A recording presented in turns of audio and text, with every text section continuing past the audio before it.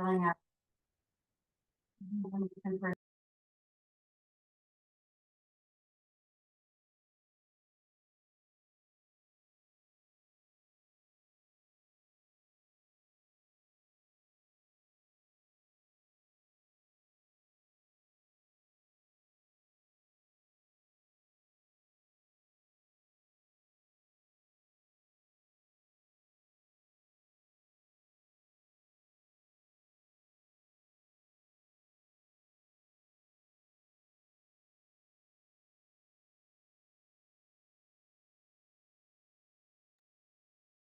There we go.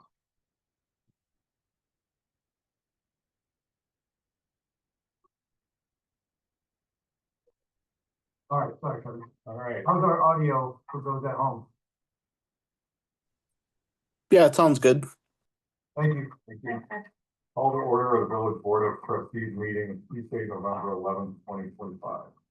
Before we begin, I want to make all attendees aware that this meeting is being recorded and will be posted to the village's YouTube channel within the next 2 working days. Please be mindful of individual privacy and avoid sharing any personal or sensitive information that may not be appropriate for online distribution. Please stay here when I call your name to indicate your presence. Laura Peck, here. Lily Vickers, here. Christine Yeager, here. Mike Whitweiler, Here. Greg Engel, Here. Kevin Driscoll, Here. Aaron Stewart. Here. Approval of agenda. Next is Lexi. All in favor? Aye. Citizen comments on any subject not on agenda. Yes, I would like to petition the village board for the removal of the cottonwood tree on the north side of Fifth Place. I attended a meeting that Lily hosted on the urban forestry meeting, early September. And I watched the discussion that took place on the topic in the August meeting. The caveat I would have with this is one, that your village forester determines that the tree needs to come down like the one on the south side. And the second is that the owners of the tree agree to let the village remove it. I'm making this request because I think it's a safety concern that can proactively be addressed by the village. My concern is if the tree falls, it will either crush a house that it falls onto or cause significant damage. If it luckily lands in the middle of this place, it would probably kill anyone who happens to be on this place when it topples over. 2 years ago, I spent $4,000 to remove several of the limbs, so part of the work's already been completed. The reason I did that is the overhanging sections of the limbs are over our home, and I wanted to get ahead of any potential falling limbs in the future. A limb did fall from the tree back in 2011 and destroyed or at least significantly wiped out a rental car that was in the driveway of the home time. That's great. For the public utility of this request, I point out the fact that all the power to the upper bluff and to the country club runs along this place. So if a tree comes down accidentally, it'll do a significant cleanup in the middle of the street or whatever home it lands on. And it will probably take out power to the upper bluff and to the country club for at least a day or two, depending on how quickly the trees can get in and get cleaned up and then be need to reconnect the power. So I just submit that this is a project that I think is akin to the sewer work that the village undertook back in early 2010 timeframe as a public safety concern, regardless of who owns the actual tree. Thank you. Thank you. Further citizen comment?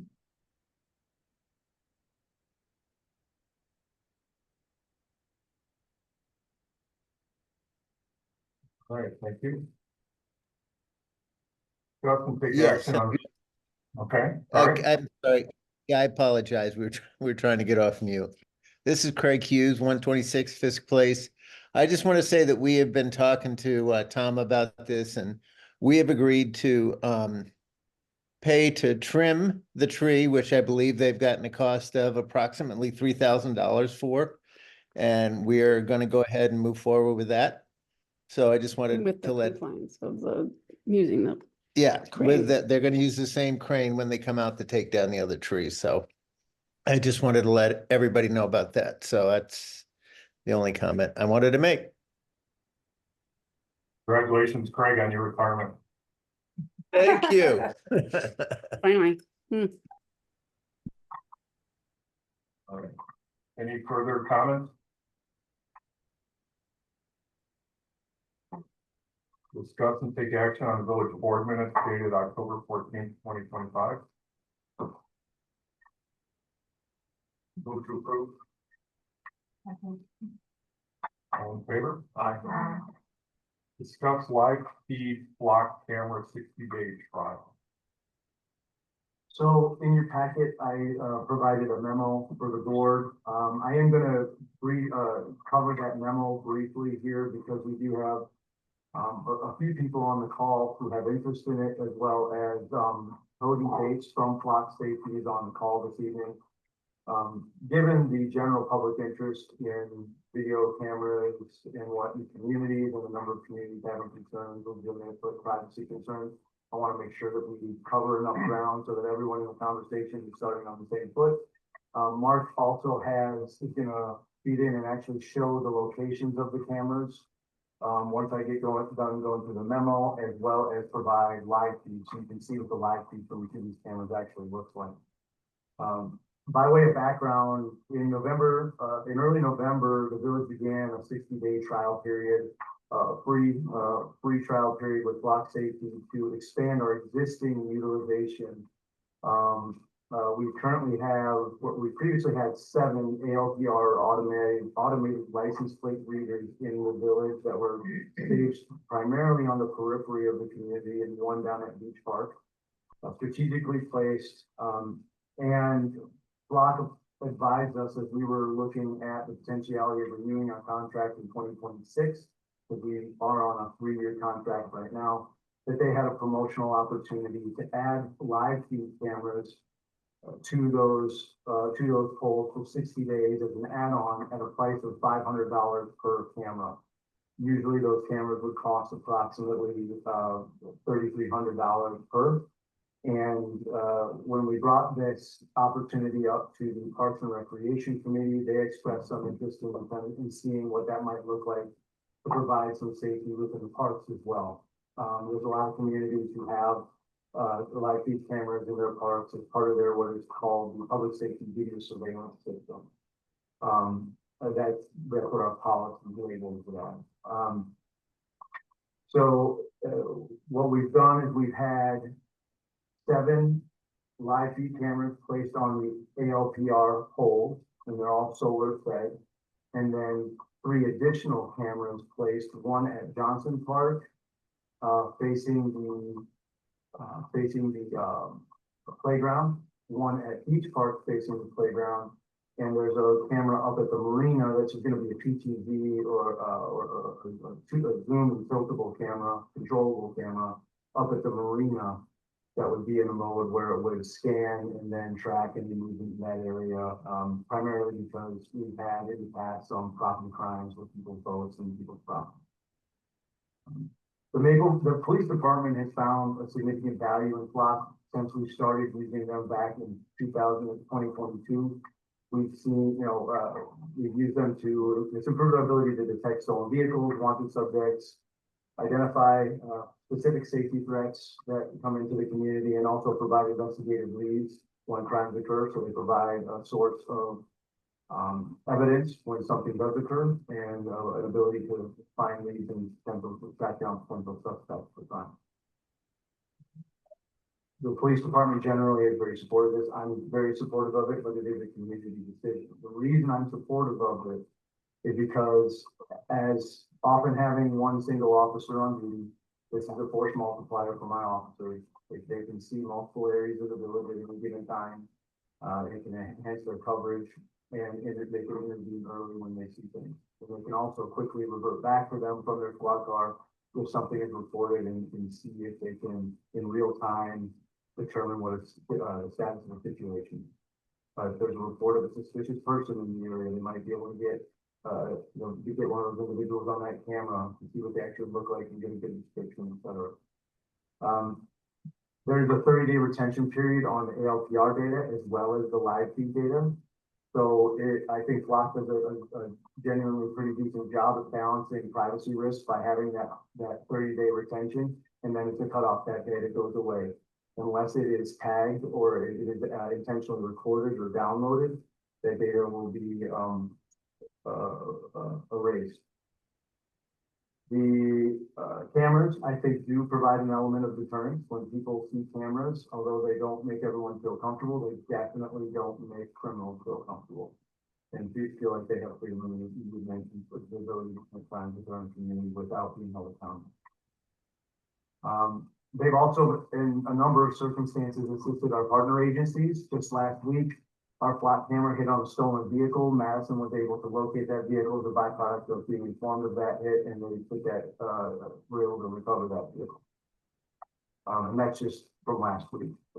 There's been a number of instances over the past couple of years that flat has been very, very helpful in helping us and our partners solve crime. We do have a good amount of policy oversight. We have an ALPR policy, we have a public safety video surveillance system policy, and we have a flat camera procedure, all of which provide controls in different areas for utilization, auditing, tracking, and logging of activity on the dashboard to limit the potentiality for misuse and limit concern and hopefully alleviate concerns of misuse that sometimes arise when people talk about public safety video surveillance and some of the more egregious abuses of that. We currently have our current, the fiscal impact, our past system is 7 ALPR cameras, cost the village $60,000 for 3 years. The current live feed expansion will cost us approximately $100,000, so an additional $40,000 on that 3-year contract. We do already have the funding included in the proposed 2026 capital budget. So our intent is to have a 60-day trial through early January. During that time, evaluate the operational impact, data, resident feedback, then bring, about partway through that trial, bring these to the police and parks and recreation committees to receive demonstrations and show them the live stream cameras like we're going to do this evening. Answer questions that they may have, address this more comprehensively, and then ultimately ask those committees and the individuals, the trustees on those committees to report back to the village board to make a final determination on whether or not we want to proceed with including this in the 2026 budget. And to that end, I'd ask if Mark, could you please share your screen and show the locations of the cameras real quickly? Just clarify your point about, you said it's already in the budget. So in the proposed budget. Okay. In the proposed budget. So Mark, can you zoom in a little bit? So this is from Flock's kind of deployment dashboard. Now we're showing you this. Be able to scroll in. Yeah, so let's scroll down. We'll start from south to north, I guess. Go down to Forest Woods. A little bit more south. A little more south. Yeah, you can scroll out a little bit, Mark. There. So the further south one, as you'll notice, is down here by the Lakewood Gardens. If you guys know where the Lakewood Gardens apartment complex is, just south of the southern Fuller Drive entrance to the village, and it is oriented, both the ALPR and the live feed cameras are oriented northward. You go north a little bit, Mark. Just north of Fuller Woods Road.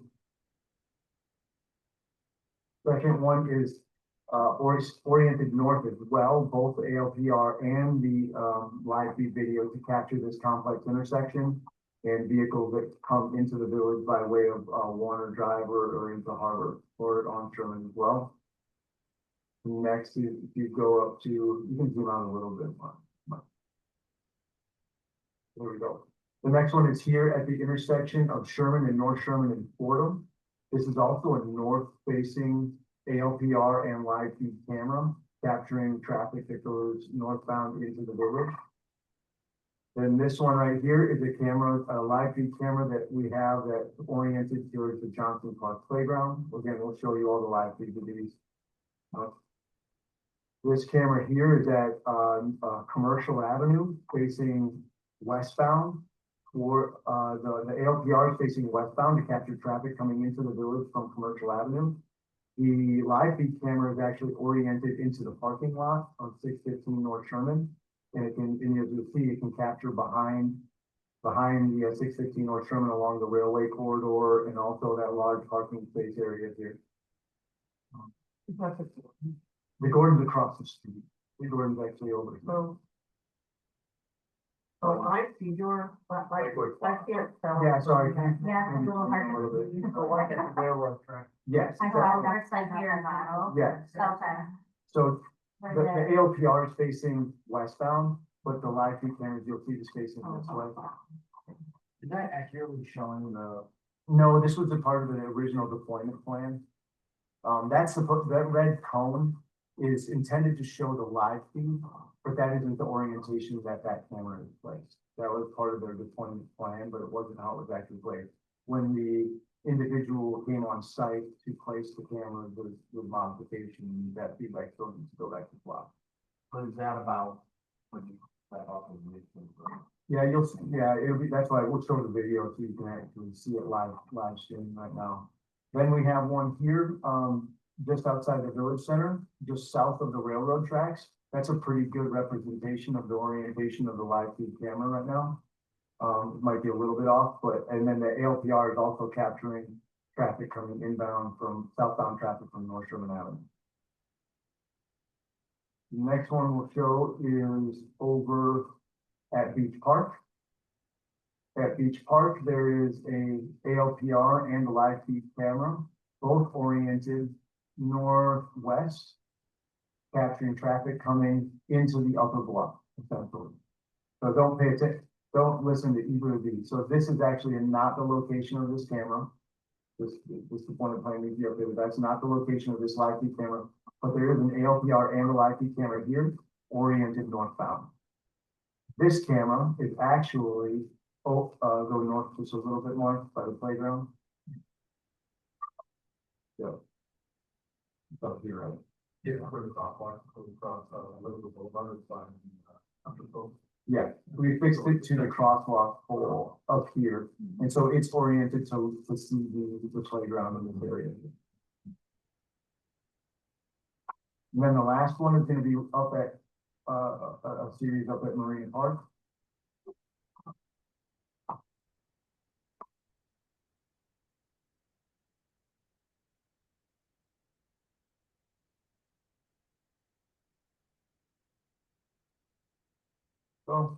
And so there's an ALPR and a live feed camera oriented southbound as vehicles and people travel into the village this way. And then we also have a PTZ camera that's going to be placed here. It's placed there already, but we have to connect power to it. This is the only one that's gonna not be solar. It will actually be powered by the light pole. And we'll place it in what's called guardian mode so that it naturally records and scans across this whole area.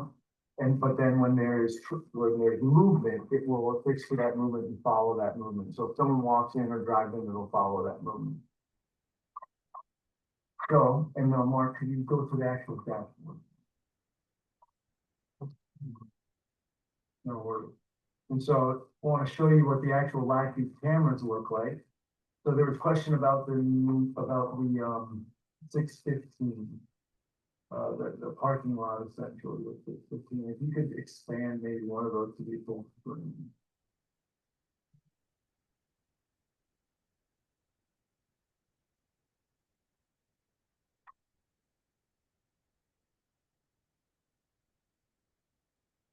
Which one is it? Yeah, this is northbound, Sherman, right? What is that? Sherman? Yeah. Yeah, that's the Lakewood Gardens one. Yeah, if you could, do the 615 and that one up. It's the commercial avenue.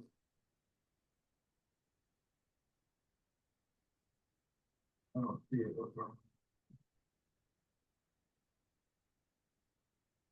Maybe. Looks like the cursor's over it. If you can Which one? I think the cursor is on it right there. This one? Yeah. Oh, That's Commercial Avenue. yeah, try this one, Mark. Go ahead and open that one. Mark, no.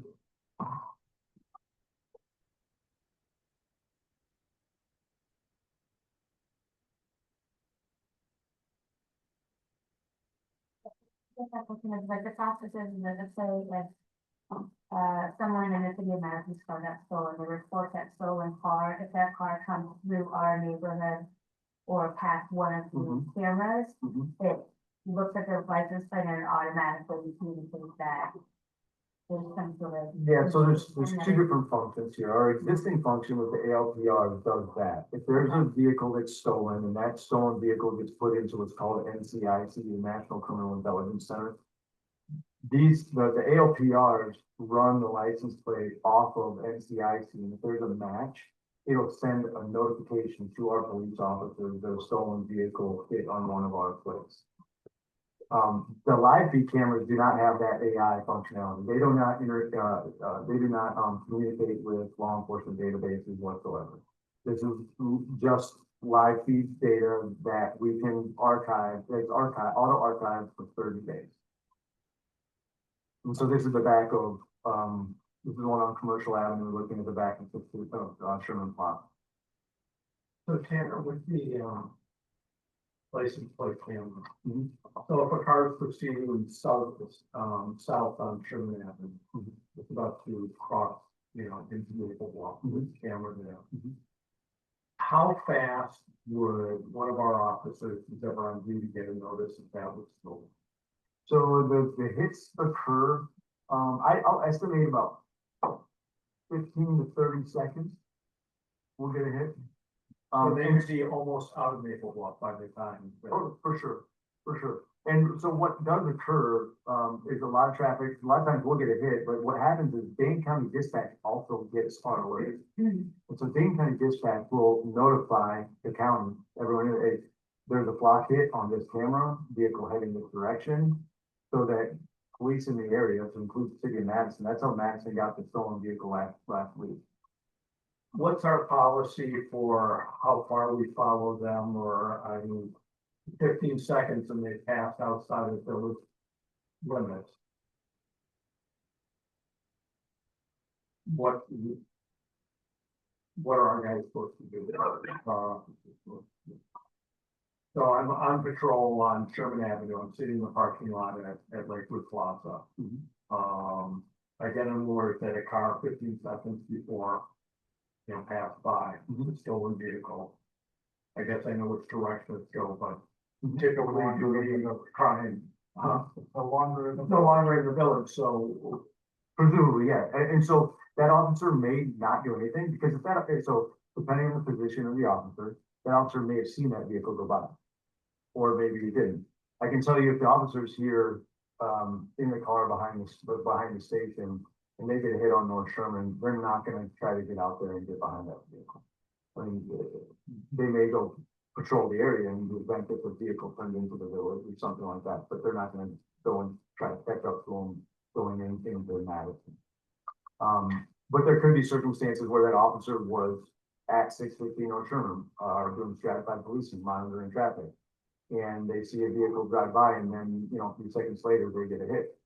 They could then go out, they saw the direction of travel of that vehicle, go and try to catch up to that vehicle and try to execute stop. So in every location that we have what we call the Navy ALPR. ALPR camera, we're going to have a live feed camera, or is it the same camera, but it just has dual functionality? No, they're two separate cameras. Okay. So right now, we have more, so 7 ALPR and 3 live feed. No, we have a total of 10 live. So 10 live. So not every, There's 3 in addition to that. there's, The 3 parks still have license plates. Yes. So it's here. right, but there's 7 the 7 ALPRs and the 3 park all of those now will have platforms. Yes, So that's 10 live feet. total of 10 live feet, 7 ALPR. And that's what this 9 Yes. And so I just wanted to offer Cody, Cody, if you could just introduce yourself. I talked with Cody quite a bit. So the board kind of knows who you are and how you represent Flock. That might be helpful. Yeah, so thanks for inviting me here. I thought it was a good presentation, Chief, and no further I guess comments needed from my end on the pilot that you guys are running. I can't wait for it to be successful, and I hope it goes our way. My job is to support and to grow and to work with our partners, and in this case, my partners are law enforcement, sheriff's offices, police, and supporting cities like yourself or villages. So yeah, happy to be here. And I guess Chief hit it on the head with privacy. Another thing to note is like the videos you were just looking at. If I don't know if the police department got a call last night where it was like behind that railroad, they can go back and they could play 30 days worth of recording. Then it's permanently deleted unless they download it. So I see the live video add-ons to that LPR poll valuable to also go back and to run an investigation or something like that versus get in there live and see what's going on like at all times. And then I'd also bring up officer safety. If you are responding to a call, hopefully there's a live video in the area to be able to get eyes on the scene before they show up. It's a use case I hear about every single day. I talk to my partners, so wanted to bring that up too. Privacy, Chief covered really well. It's your guys' data, so Chief and his team decides who they share with. And when I say that, I mean other law enforcement agencies, similarly to the stories he was telling about the LPR hits and how a stolen vehicle was recovered, not on your guys' LPR camera, but Madison's, I think it was. It's a really strong network and it's really valuable for community safety. So appreciate the opportunity.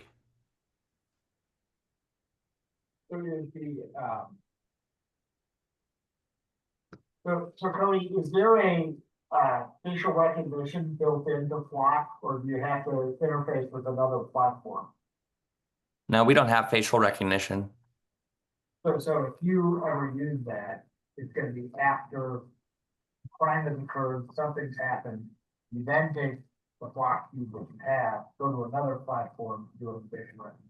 We don't have facial recognition capability. Okay. How do you define success? Use the word success. What is a successful implementation of this look like? Is that a question towards me or Chief? I'm sorry? Was that a question for me or for Chief? Either, you use the word success, so. What do you see? You're the vendor, right? I mean, how do you define success? I usually let my partners define success. For some of them, it's different. For some of them, it's I want to recover a stolen vehicle that comes into town, or I want to protect my officers before they get to the scene. So it's a little more challenging. I've never actually been to your area, but for me, success is if Chief and his team feel safer and if they feel like they're doing their jobs and protecting the community, then I view that as successful. I pulled some stats before the meeting just to kind of try to find some quantification, valuable quantification here. You know, we have approximately just south of 500,000 vehicle reads a month that come through. Over the past year, we've had like 5 million reads on our license plate reader. There's been a total in the last year of approximately 2,000 hot list alerts. No, and so for warrants. So this is stuff that vehicles, license plates that were affiliated with these types of activities over the past year. 4 warrants, 4 missing persons, 12 custom hot lists, which is like when our officers have an investigation into a specific vehicle, they'll put in a custom hot list and flag that license plate. 23 gang or suspected terrorists, 47 violent persons, 58 protection orders, 139 stolen vehicles, 276 sex offenders, and 482 stolen plates. Registered separately. Yes. And So there's no that's- enforcement action, there's no that's with- enforcement action that goes on. Right. And this It's is an with awareness. the APLR that we already have. Yeah. What is the success of Okay. adding live to that? Yeah, I mean, so, I think with, what, it's hard to see on this, TV screen. Those ALPRs are gonna catch all kinds of activity. And they will be in support of, any post-event investigations, kind of Cody and Mike's point of it. The officers would be able to essentially have that up in a vehicle and be able to look and see what's happening at the marina. I can check in on the marina and see what's going on in the marina without being there. I can look and see what's going on behind 615 North Sherman without being there. And so these are some high traffic areas. If my sergeants have to do administration work in the office, they can have the live feeds up on their camera and actually see traffic control and things of that nature while they're working on administrative work. I guess, well, I kind of piggyback on Laura's question, maybe on planet. The question is, how are you gonna evaluate the operational impact? Do that, with that, like what metrics are you gonna be able to make? Or, No, that's fair. I mean, what I would look to honestly is my officers' feedback, because there's not gonna be quantitative data that I can point to as far as this and the number of stolen vehicles, et cetera. But I do look to my police officers and how it makes them able to function in their job best. If you notice, there's a few of our officers on this evening, they've seen this in, it's very preliminary. We haven't rolled it out to everyone yet because we wanted to get it before the village board first. But I have shown it to a couple and they've been very supportive of it. They're excited about it. And enabling them to be able to better observe what's going around the community. Despite the limitations of not having other officers on. I think it's too bad that it's not a different time of year if you're doing the top. I mean, changing weather, just gonna cut down activity, especially in the park. Just pedestrians, so, but I do think, Greg and Florida's questions are valid. I think you can, in your reports, I hope you'll, call out what things you picked up on just the live feed cameras that you normally wouldn't have. Yeah, well, that's that, like, communication with my team is gonna be essential for this, right, to be able to report that. Because I need the feedback from the officers. And who, so your first bullet point under privacy and oversight is, police department, ALPR policy controls. Who establishes those? Are any of these state regulated or is this just been done internal? These are internal. How do you define legitimate law enforcement purposes? So Who it's not, determines what's legitimate? if it's a law enforcement purpose, it's part of your job and you have you have a standard of reasonable suspicion or there's an event that occurred. So really legitimate is. Yeah, like they're not using it for personal reasons. It's part of their official duty. but it's kind of redundant. So like Mark Benishek, our recreation director, will have access to just the live film. Because they will overlook a park. And so if there's something that may have happened at a park, he can do a cursory review of that. Who determines who approves law enforcement partner? I do. Okay, so could that be ICE, for example? It could be. And we wouldn't have, and you'd make a call on that, I would. whether they have access on that? So federal partners, you can choose not to share with anybody. Like I could shut off sharing with everybody if I want. I generally opt to, I only share search and hot list capability. So, live feed cameras aren't shared with anybody Okay. outside of our. Okay, My picture request, but No, I turned it off. I don't want to share live feed cameras with anybody I don't see, so it's. they couldn't explain that to the comments and to get, black to completely. Absolutely. And that's my theory on it, is if there's a law enforcement entity that wants access to a live feed camera for some reason, they come and they request it for us, it becomes evidence of some sort of an investigation. We share with But, them. you know, from our audio, Yeah, so there might be like a task force that's following a drug dealer or something, or somebody, and they have their license plate in the system, and they're following this person all over the country.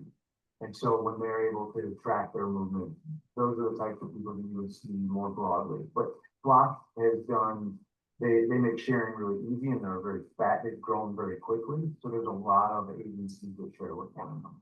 So if we had an investigation, I don't see a need in necessarily having cameras down in Georgia and having access to cameras down in Georgia, but we could have an investigation where somebody crossed state line and goes into Illinois. That wouldn't be infrequent. the default is that. As long as the agency shares, every agency chooses on whether or not they share. Are there any non-law enforcement agency partners I have access to it? Not on our system. All public? I know Flock has a residential private portion of their business, but that's outside of the law enforcement. Non-law enforcement do not have access to our. What about personal residences that are within the fees? So I don't think that there are any personal residences that are within the fee.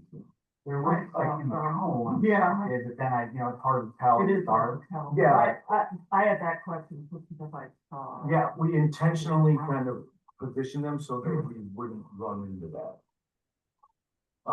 If we can look at the camera, we can go through every single camera for you and show you what it shows. In the dark, it was like I was trying to look on that one on the railroad tracks. That was one where it got the homes right there on. So it's hard to tell. Well, we can put it to daylight. We can go, so Mark, if you could just pull up the one on, and now go to, if you could go to, recorded feed up on the top left. And so this is how we would go in and search if something had happened, let's say earlier today, and Mark would go down there and you might want to make the time, there you go. Now go earlier in the day. Something happened that.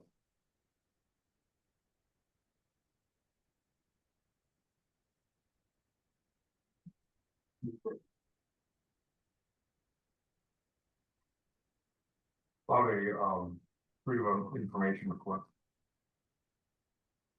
That's a good question. This is a proprietary access record and it would not be just releasable to the public. Yes, I mean, barely, that money. Something to look at. I think I was concerned with private residents. Number one thing to know. And when do you save if there was, let's say there's a crash there, and you recorded it, and you typically, delete the information after 30 days, you would save the information? Yes. So let's say we had an event that occurred here and we had to do an investigation. We would archive a clip of that footage for that investigation. And as it becomes part of an investigation, now you're talking about potential for releasability in some, because you created a record at that point. And we have the redaction software that if we were to release something that had people's faces, we can blur out faces. If it's got driver's license information or whatever, we can actually redact that information before we release it to the public. So for something like this video, is there a way that it seems like almost impossible not to look at those houses on the east side of Sherman, which I don't like having people's houses surveilled here by government. How do you redirect the camera? How do you bring it in a way that it doesn't capture the houses? Put it down the center of the street and Well, with these live feed camera, honestly, I don't, unless Cody knows something I don't, I mean, I don't think that you would be able to not have any private, But if you, so let's say you put the camera on the other side of the tree, then you get the village hall on the tree. we could do that. We could certainly place a camera on this side of Village Hall, however, on the street, however, that would be a different.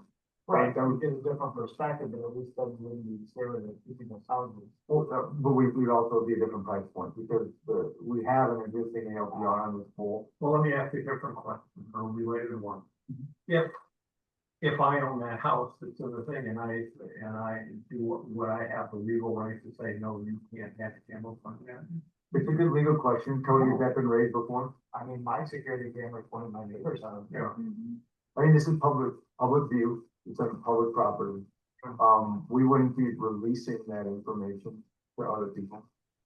How close are the Madison cameras into this location or the other locations like I'm not privy to the locations of Madison County.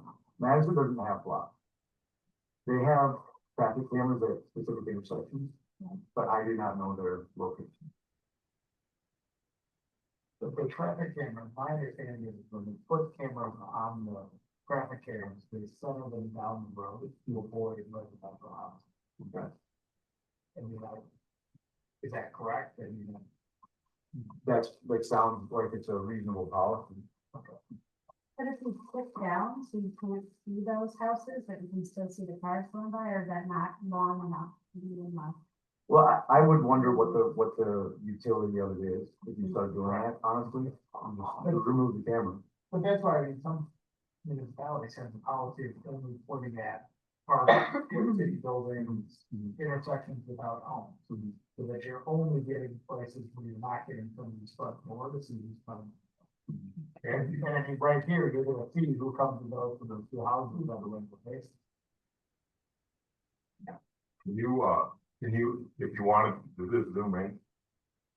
Can you zoom in on? Can you zoom in on that house if I want to zoom in on that house? Make a square around it. Yeah. Oh, there you go. How's that for Tracy? Pointing that out.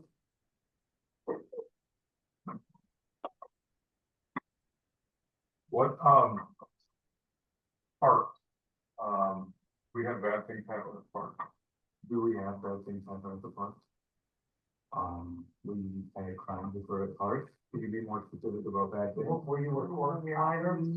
Crimes, I mean, yeah, Like the marina, we do have, that's like, I get that one, that's great. That's the way it is. Yeah, Marina makes sense.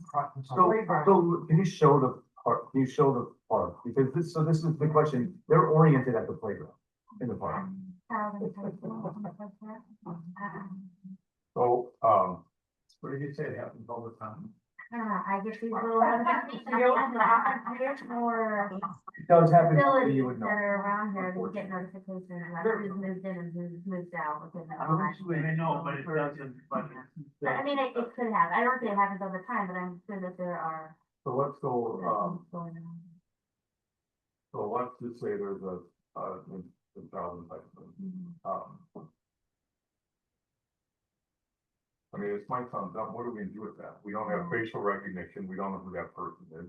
Well, you're gonna have a lead, so it's an investigation, so you're gonna have action, if, it depends on what the camera captures, from what it doesn't Yeah. capture. But then you have an individual, you have a camera here, you also have a camera right across the street that's facing northbound. So in theory, you're gonna see access to a vehicle, you're gonna likely get a plate.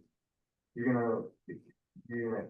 So this is the reality of it. Calvin Tyson, FBI comes in, they're gonna ask for the video feed, then they're gonna let us make sure it's permission. You don't have access to it, like your partner organizations, as soon as they request the data, we'll work on it. Possibly, if we get a good enough capture. How many on thousand Facebook, types of cases have we had? None. Yeah. So, I mean, Probably only so, one. okay, but I will say that there have been different scenarios that I know of, with kids in the neighborhood that it's. I think pointing at the playground is fine, I don't have a problem with that. I do wonder why we wouldn't be giving the fire department, the EMS service, access to the cameras too. And we won't be able to monitor them all day long, and if we're worried about kids I'm more worried about kids getting hurt and not getting, and too quickly, a child enticement or something else, so. What do you mean about getting fire department access to the cameras? For what Well, you purpose? said that the only ones who are gonna be looking at the footage are you and, or your department and Bob. That, as of right now. Yeah. In real time, Yeah, Rather real than time, monitor yeah. Like, the playgrounds in real time. was it that if there's departments in the village that have screens in their offices where they can monitor the camera feed, I would like the public, the entire public safety. We can certainly grant them access, that's not hard to do. I mean, I think more eyes on it, the better. And you track, well, I read where, every time like somebody logs in, it looks at something, you're tracking them. So for the ALPR system, so the ALPR is law enforcement only. The live feed The camera, live feed would be different. the live feed, I mean, you can pull up the cameras and watch the live feed camera. You can like home up from home. You could. You could pull the dashboard. So there's an application, so our officers would have the application likely on their, department issued phone. Cody, how secure is your system from hacking? Oh, we've never been hacked. It's the most compliant you could be. If I could share my screen for a second, and I'll send this to Chief as well. So it's end-to-end encrypted. I mean, we have every privacy and protection in place at the highest level, as you see here with CJIS, SOC 2, SOC 3, ISO. Yeah. And do you keep a log, so if we needed to, we could ever see who was looking at it when? Like, if we needed to know who looked at it yesterday, who accessed it for what hours, will we be able to see that, to know who the user is? I can look into that for the live video and work with Chief on that answer, but as he knows, you have to have a specific search reason for specifically the LPR. You have to type in a reason in like a case number normally for why you're running that search. So I guess short answer is yes, you should be able to see people that are logging in and running searches. For the live video, I can get back to you on that. I'm just thinking, so worst case scenario, you have misbehaving stalker officer watching from their home. We need to know, or, if an event happened, we can go back and find the log to see, oh yeah, between the hours of 4 PM and 9 PM, this individual sat and watched it and they weren't working. I'm assuming that capability exists, because you can, when Mark pulls up the cameras, he can see who else is looking at the cameras. But so the people logging. Well, I'll have to look into the admin copy. Cody, do you have any camera mounts that are motorized? So for example, the camera that we might locate in the marina, or that we're locating in the marina. If that could that be rotated? Do you have any mechanism for that, or would that have to be manually done? It's It's called Guardian mode. Can you explain Guardian mode, Cody? Yeah, Guardian mode picks up specific like custom settings that Chief and his team would put in. For instance, 2+ vehicles rolling into the parking lot from the hours of 2 AM and 4 AM, or so that's important because like you're saying, you're not manually in there all day. If you need to be monitoring it and you want recorded footage of what's moving around or what's going on in parking lots, it's only recording what you see with the pan tilt zoom. You wouldn't be able to go back to this morning and pan it around. It's only recording what you see. So Guardian mode picks up that movement and records so that you see it. Sorry to interrupt you. What about if we wanted to monitor what was going on the pier? Yeah, it's 360 degrees. So as long as that pier's in the field of view, it should get it. I'm not too familiar with the pier. Yeah, we set it up so that it would capture the pier. And is that manually, is that something that you could sit in and manually? You can manually. Could do a 360 view of what's going down on the marina. Yes, like you could log into the camera and you could take control of that PTZ and you could scan around. Otherwise, when it wasn't being monitored, it would be in this what's called Guardian mode, where it would pick up move. It would naturally just traverse and capture until it saw movement, and then it would zone in on that movement. And I take it that these are low light. Yeah, I mean, you saw I mean, it's not perfect night vision, but it does capture, activity in the dark.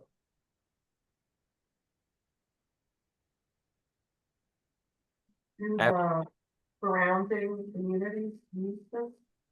So, Cody, do you know who all of our surrounding partners who use them? I know Dane County, I know Monona, I know, Fitchburg, The one south of you guys near Madison is State Capitol Police is probably the closest cameras south.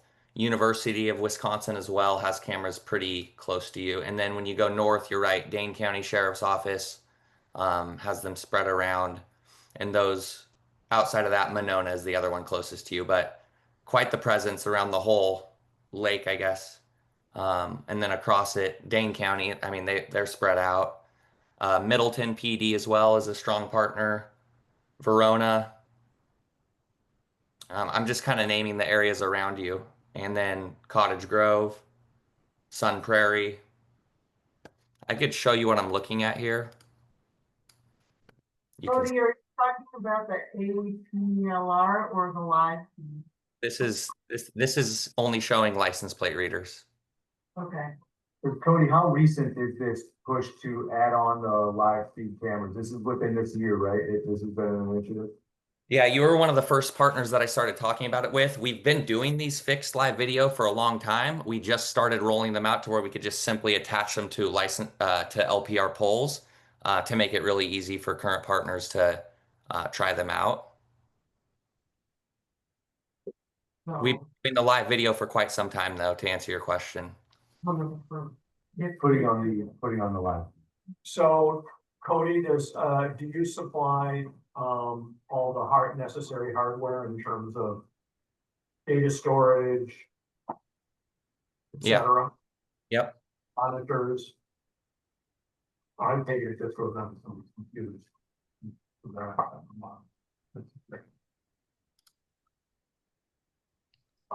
Any chance that the Capitol Police would want to share in the cost?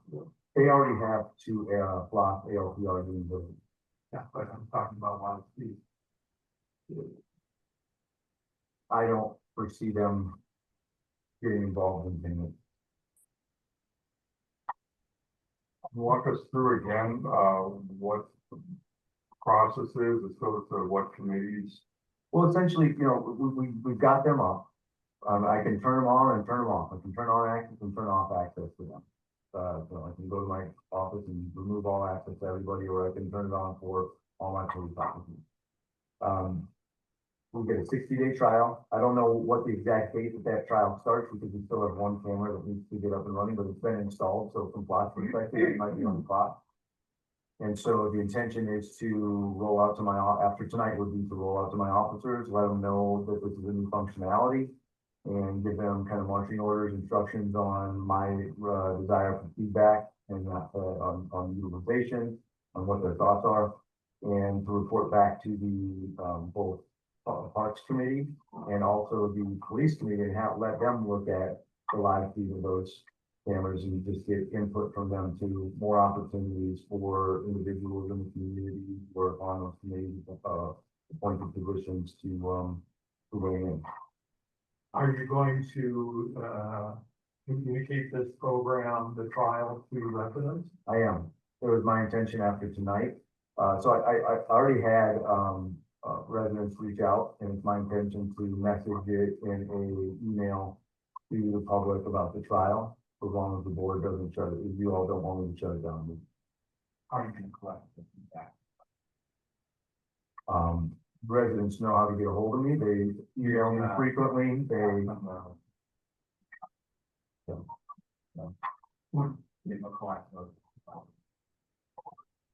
not asking you who's contacted you, but what is the contact information? I had one resident reach out and say, hey, saw the camera go up, curious if it's legitimate, if it's the villages, what's going on with this? It looks like it's oriented at a playground. And I responded back and let them know what it was and said that it's going to be on discussion this evening for the village board to talk about. And they said, thank you, appreciate it. Please continue to participate.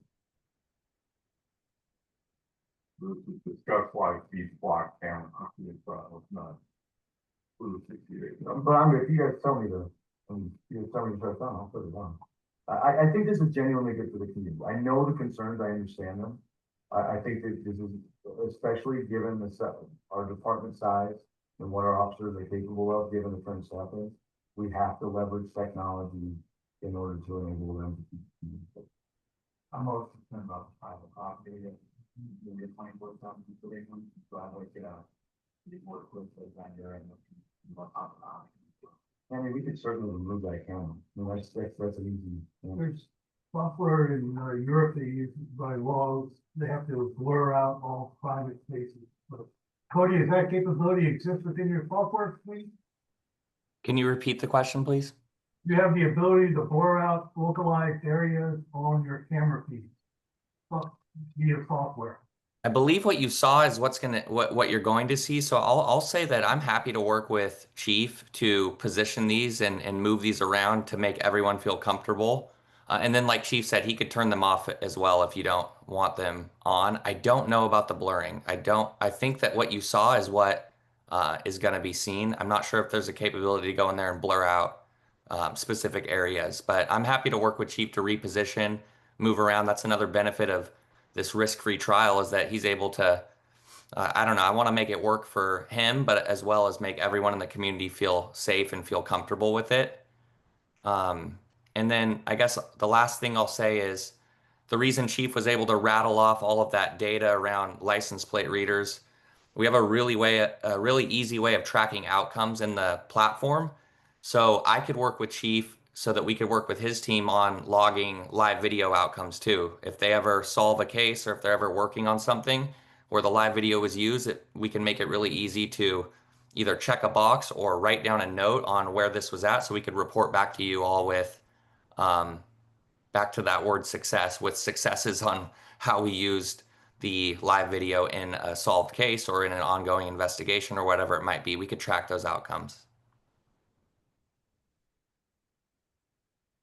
that'd be helpful. For balance.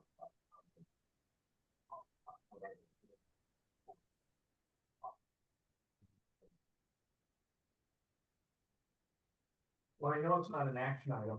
I'm comfortable though with moving ahead with the trial and getting public input and getting what other issues we got to deal with. What about taking action to mitigate. We'll move forward for 60 days. But we will reposition or position to avoid any private property.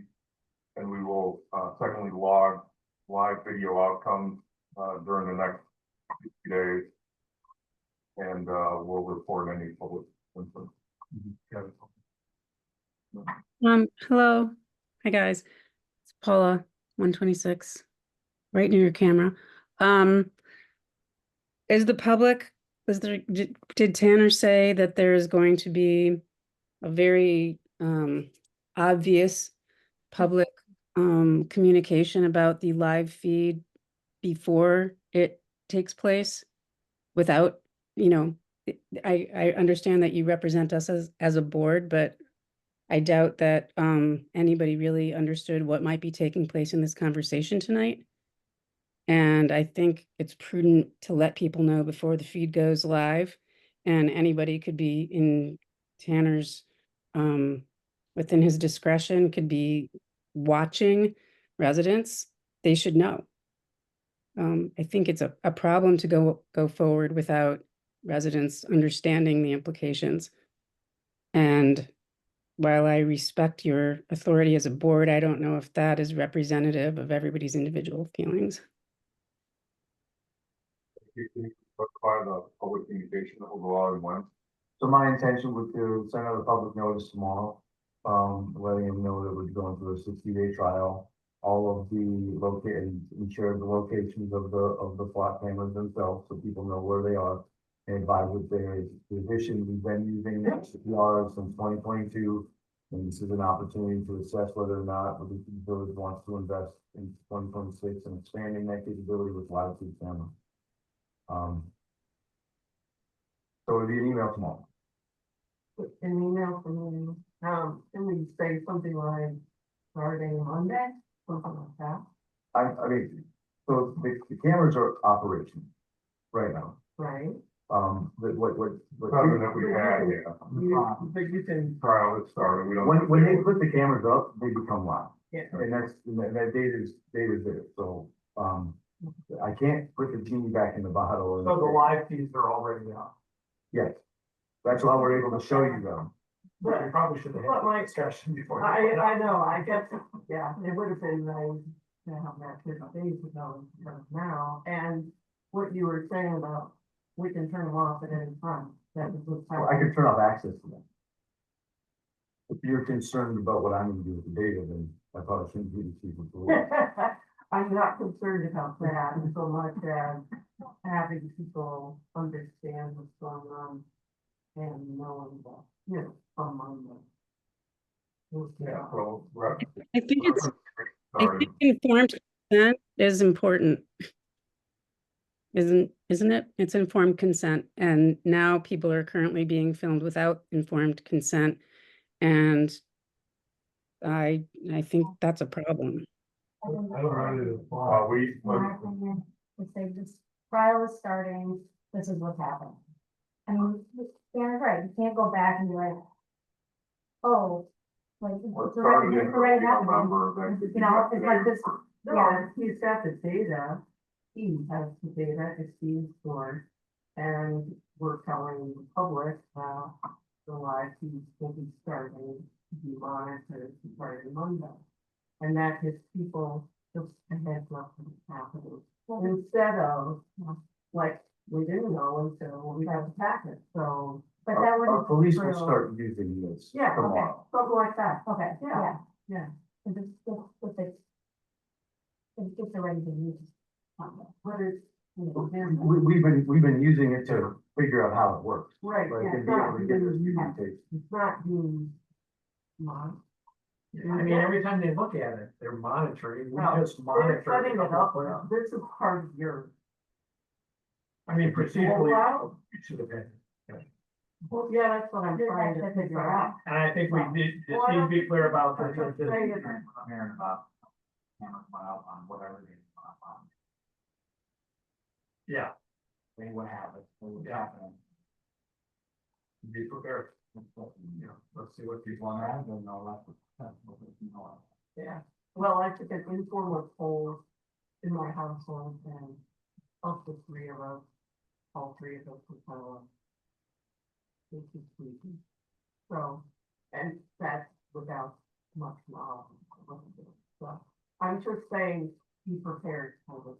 Oh, and at the end of the day, again, this is the community, you guys can say you don't want to proceed with this. And Bluff will come out and take all of them. Take all the live feed cameras down. If we don't want to proceed with the ALPR, we can remove those as well. Because the contract is opposed. But as we should consider what we want to see the community, how we want to see the community position moving forward from a public safety standpoint and the utilization of technology to enable our office. Agree, I'd like to hear the feedback. yeah, I'd also get a feedback from the officers. You know, that's. You know, people who can do this too. How to do it, and how to using it, and using it, how to do it. Karen, have you seen feeds from the Capitol Police onto the executive, ground? No, I have not. Oh, do you mean the Bluff feed? The ones that they maintain up over there? I mean, I haven't had any any- part of Cambridge? I haven't had a need to. Okay, I mean, okay, so we don't know whether any part of Cambridge is in the view there, Karen? I believe that they have ALPR cameras. They have live feed. And I think they made a presentation about what they're going to do. You must, I think it would be safe to assume 6 months. Yeah. right, so what I guess my only comment is for the board is, the rest of the village probably isn't aware that those cameras are installed to, as a executive protection measure. Yeah, but we don't have control. But they didn't ask them. They don't have to have. I don't know if you have. Yeah, Right, Well, But always it's with also now, nice for for thirty those acres on our property. Yeah, We don't have to go to our neighbors, to put our cameras up. We It's now plain have a view. view. yeah. But we're just talking about courtesy. Yeah, I mean, the government, and you, agree with.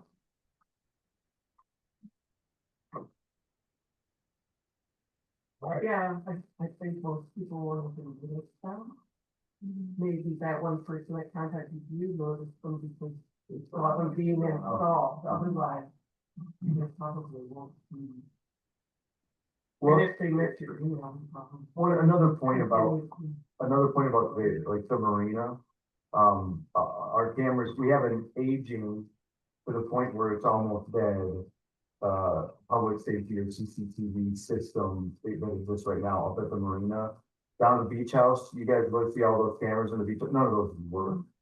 That are in the beach house themselves, those were bought from Costco 5 years ago or so, and they no longer work. And so, you know, we're trying to find, not reinvigorate, but, you know, we've lost something from a safety standpoint. We have what looks like surveillance, but nothing there, and maybe that deters people sufficiently. But it doesn't help us from an investigative standpoint if something actually does happen. Yeah, I think it's a much easier or palatable issue when you talk about, facilities like the marina. Like if you had one out in the parking lot between here and Fireman's Park, or the entrance to those, any municipal facilities. The thing about playgrounds, I mean, one part of me feels good about it, the other part of me, geez, I don't know. That's kind of creepy. I don't know if I want my kids aren't gonna be sitting on playground, but even when they were little, I don't know, I think there is a big brother issue that, where there's overstepping, and I don't know that it's really needed for those things too. So, I guess it's I've got different issues with things about whether we're talking about property safety or personal safety. And where we're aiming them and what we're trying to monitor and do. You know, I can envision all sorts of bad things coming out of having them pointed at playground and misinterpreting certain behaviors and, you know, really making more of a problem than what. I mean. But I don't know what type of a scenario you're envisioning, Jim, but we investigate crimes, I know, right? To me, it seems like the officer could just drive up and notice something down in, Forest Woods and see some man standing around the village, playground and say, well, maybe I better drive my vehicle up there and take a look. And that's all it takes, and then.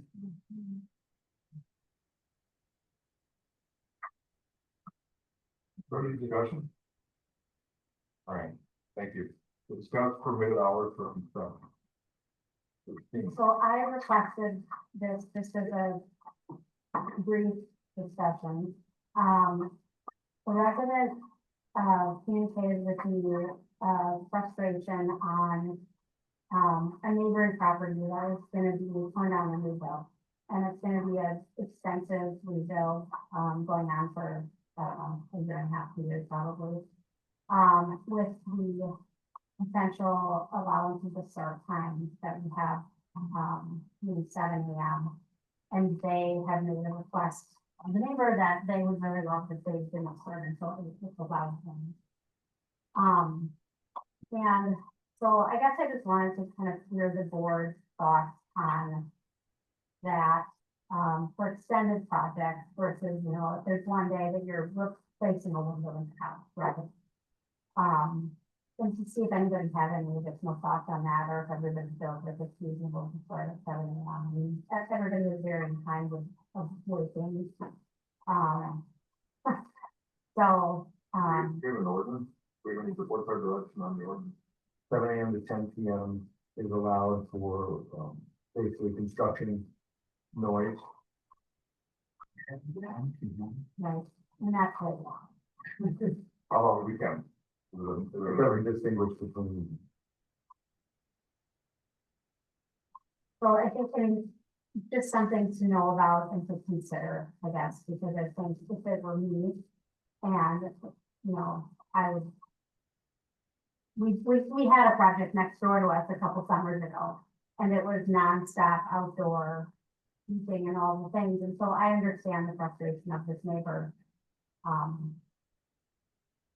I guess the other thing too is, you know, if you've got a 7 AM start, we've had a pretty much a year and a half worth of construction along this place, along, you know, the park end of Lakewood Boulevard, is when the workers start to arrive, backing up trucks, so they might have a start time of 7, but they're getting there at 6:30 or hauling equipment around, so. Well, I think 7 is reasonable, and I'm an early bird anyway, so. Yeah, but for those who- It's irritating. What happens with, I don't have a strong take on this, but if, if I'm crabby, somebody's doing construction day in, day out, 7 AM, and I call the village, what would be the time? You call me and say, Tanner, I don't like this noise.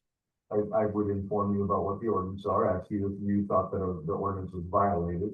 If it was, we can send an officer out there with a noise meter, while the violation is occurring, and assess whether or not a violation is actually occurring. Because the ordinance reads that there's a certain decibel that's allowable at the property line between certain times. So we would have to collect evidence to prove that a violation was occurred. So I'm gonna weigh in a little bit on this because of the construction that was taking place across from our house and is still ongoing. And beyond just the normal construction noise of machines and all of that, there was giant blocks of granite being sawed for 8 hours a day for days nonstop. I don't think most residents need to know that they need to call the non-emergency number to have that stop. And I think that most construction companies know that that violates like that decibel level, which is well above the 75 allowable intermittently. Most construction companies, I think, are aware that that's not allowed, right?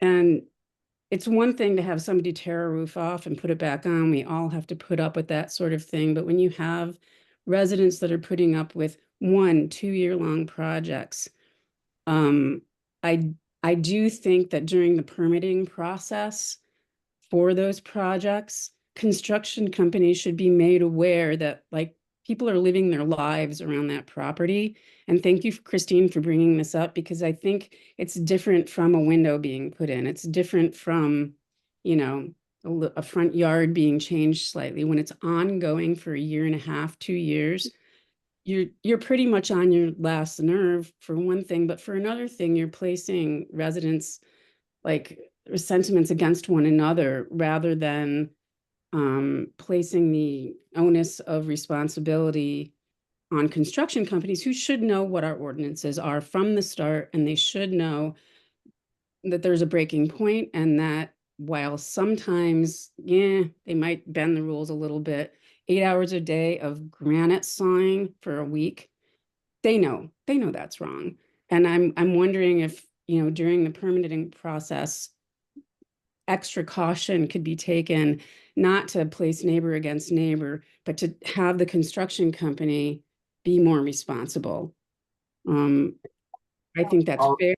And I think it saves a lot of anxiety for residents who don't really know what to do when they're stuck in a situation like that, that seems to have no end. Paul, this is Tanner, and I just want to say thank you for those comments and for your email, because I've actually worked with our planner, and we're putting together an informational packet of what all raises concerns me. And I think it's a really good idea. We need to do a better job of educating, especially the contractors who pull permits. And so putting together a 2-page kind of synopsis of those ordinances so that we'll hand out to contractors when they get their permit. So that there's at least that touch point with the village so that people are aware. And the top thing on there is the noise ordinance. The question becomes then, you know, like, is the noise ordinance the correct, where you guys want it to be? If Do you have a decibel meter? Do you go out there? I do.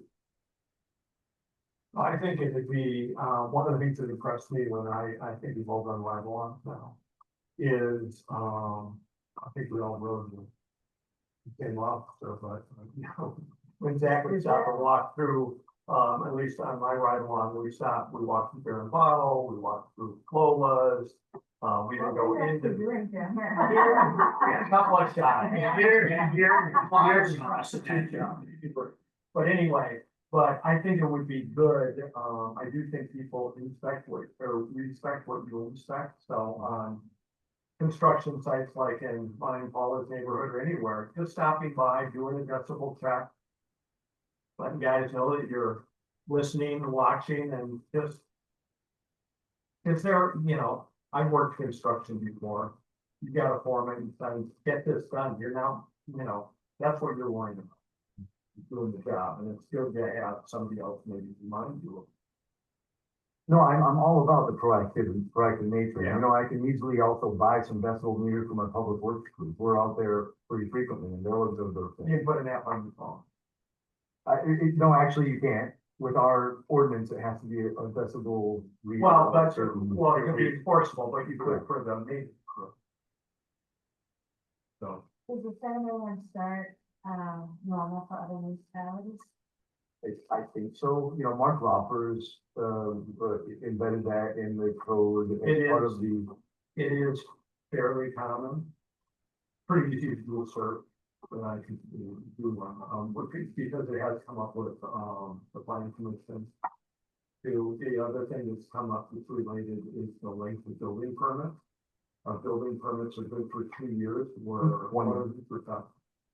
Building permits are good for 1 year unless it's a new building, and then there's 2 years. Okay. So we're wondering if that's really necessary with the new building. Years? Yeah, Mhm.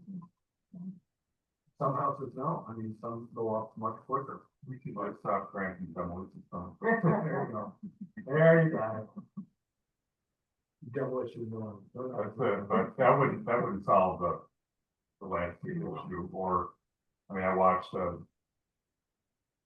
team put on a roof across the street, and I mean, they worked till 8 o'clock for 3 days, so I get it. It's a tough one, I hear you on, I mean, you can make somebody start later and then they're gonna work longer. I think you get, this is just me opinion, I'm okay with a 7 start, but I'd like to be done. You know, stuff goes on. Well, Right. no, but even just the longevity of the project. Project longevity. It's right, like if you start at 7 and you go until 7 at night, you may be having 18-month bill versus 2 years on that. Right. Yeah, I think the house on the corner by us, that project. Has been going on for over a year. Well, there's been multiple permit issues for that. It's not just a single permit. Yeah, it blows my mind, there's the project next to Tim O'Brien, I mean. I'm just perplexed that some people. Oh, that one, yeah, that one's fairly quiet. Yeah, it's mostly. Well, you're very. Yeah. Well, consider- sometimes the renovation takes longer Right. than actually, you know. Right. Okay, thank you. I just wanted to. Maybe we put cameras. Last week. Pass through it. Yeah, go down south and see, or go to an interstate site and see the amount of cameras on it. Discuss and take action on WSLO Foundation Department Grant Proposal for continued funding of FirstNet service for 5 police department cell phones. So this is a grant that you all had seen last year, to issue our officers cell phones. The foundation re-evaluated this one again this year for going into 2026. They unanimously approved it because it is a department grant. It requires village board support in order to move forward.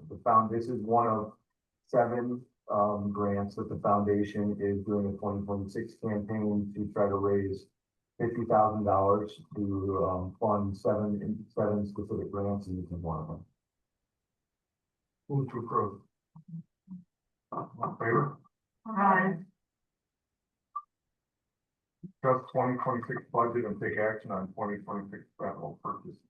Alright, so there was a copy of this PowerPoint in your packets, but it has been updated. So first and foremost, I want to thank Scott for all of his time and effort that he has put into taking my raw data and making it look beautiful. So thank you, Scott, for doing that. This is the presentation that you're going to actually get. Probably more comprehensively at the public hearing that we're gonna have on the 24th for the budget. We'll just kind of go through the first, probably till we get to the word public comments.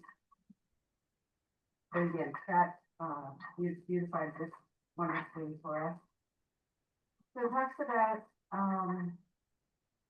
just an overview of a presentation that we will do on page 2.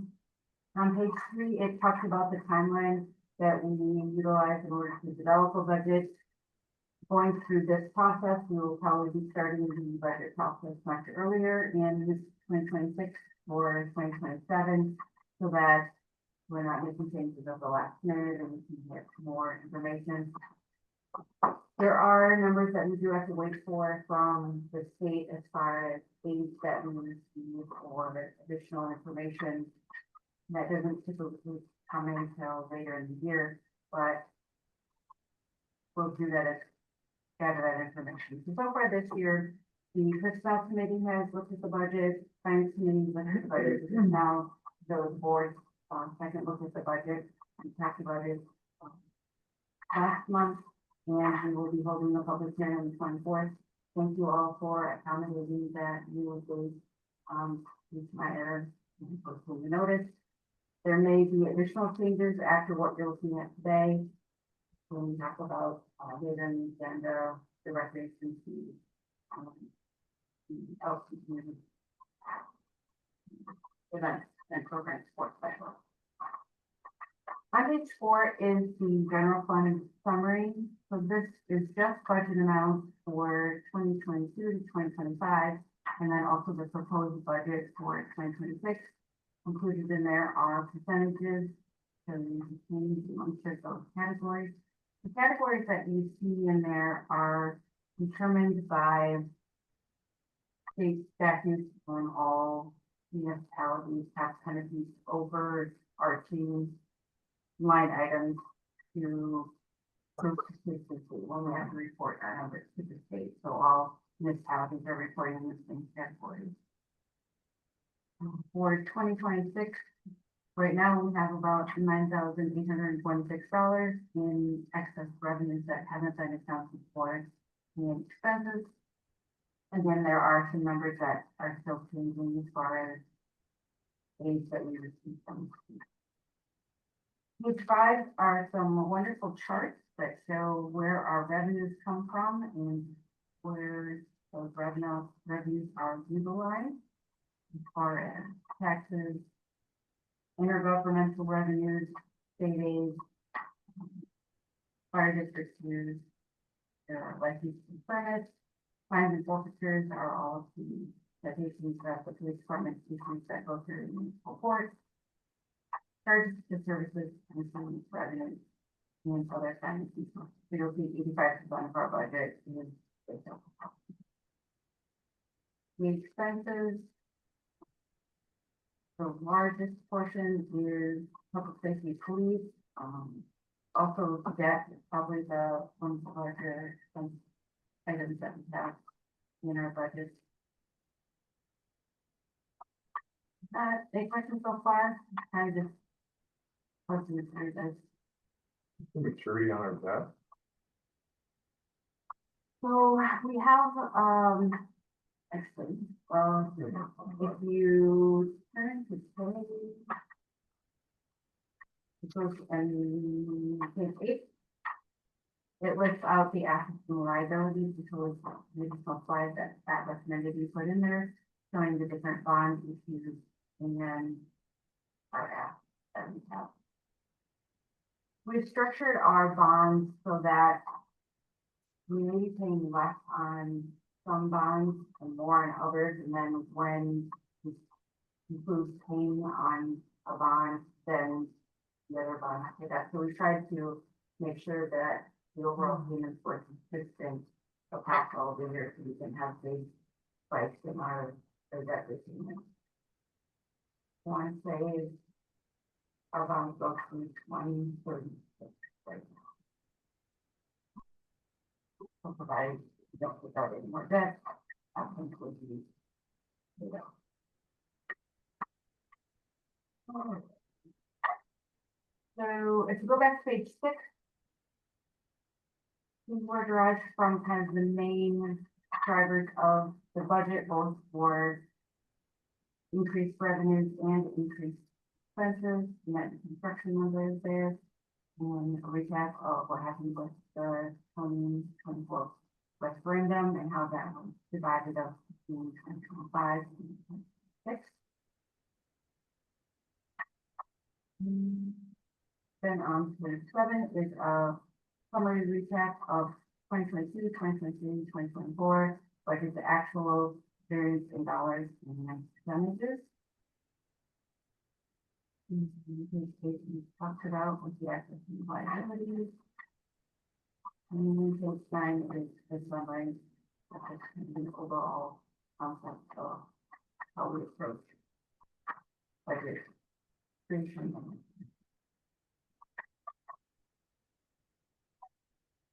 And then the other appendixes, the details for all of the line items, if you want to know what goes into each of those categories, what miscellaneous revenue includes, well, it includes about 30 line items worth of stuff. With the, you know, it just looks nicer than what I usually buy.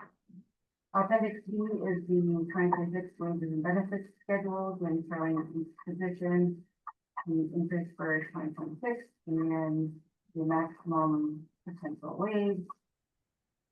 Appendix C onto 31 is the EMS special fund. Page 33 is the debt service fund, and 34 is the TIF fund. So we do have to develop budgets for each of those, what we call special funds, that are actually designated as such because when we do the audit, those funds are audited outside of the general fund. Essentially, they generate their own, the debt fund have their own revenues and expenses. And the is a summary of each department, kind of the main activities that those departments are responsible for, and then a list of those events, those charges and programs. And then page 39 and 40 is a summary by department. We talked about full-time equivalents or how many people work for that department.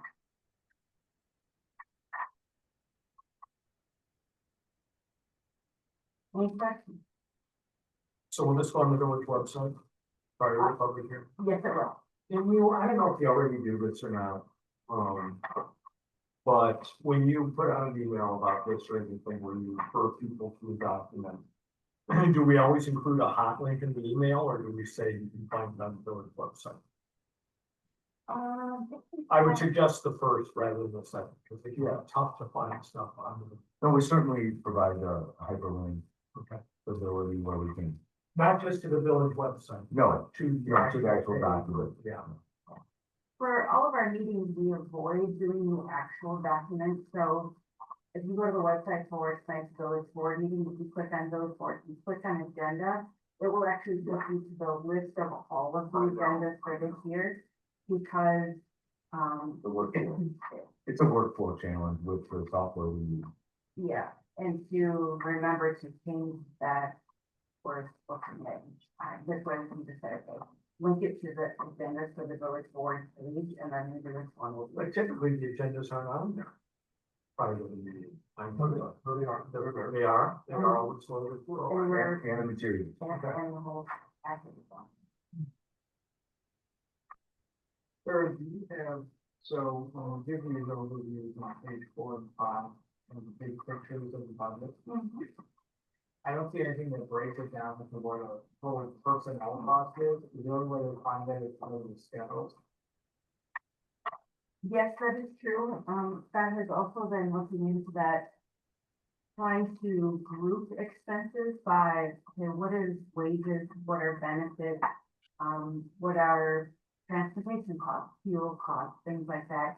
The way the account numbers are set up proves a little bit difficult because there are essentially those items with each of the different departments budget.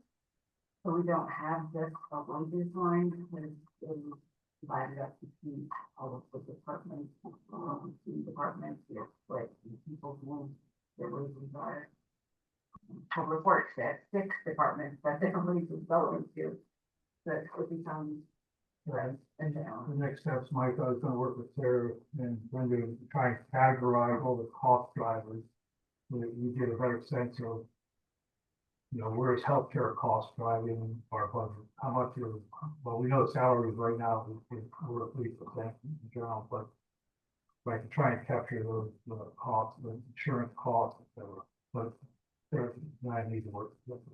You know, I mean, that's exactly what somebody's looking for, because on page 6, where we have the budget drivers, it says wages and health insurance, so I was trying to then go back and figure out what the total percentage was. Correct, we don't have them illustrated in the graphic going right now.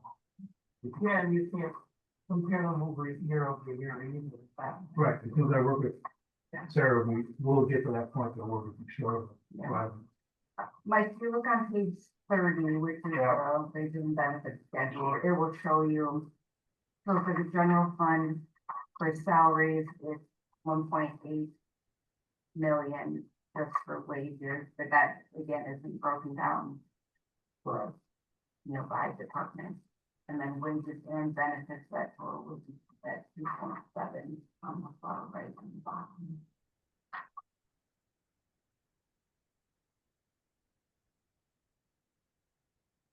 So that would include wages, Social Security, Medicare, retirement, health insurance, dental insurance, life insurance, and consideration insurance.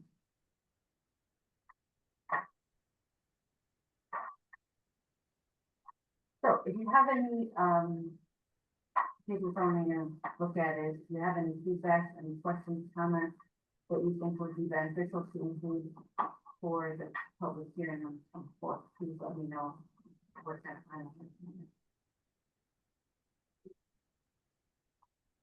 26 capital purchases. So that's in your actual packet, We're taking action on capital. just on capital right time, so that I can put it in with what is going to work, so I know what he's doing.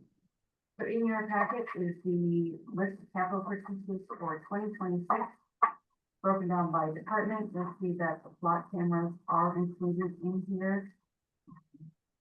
So we're taking action on the block cameras tonight?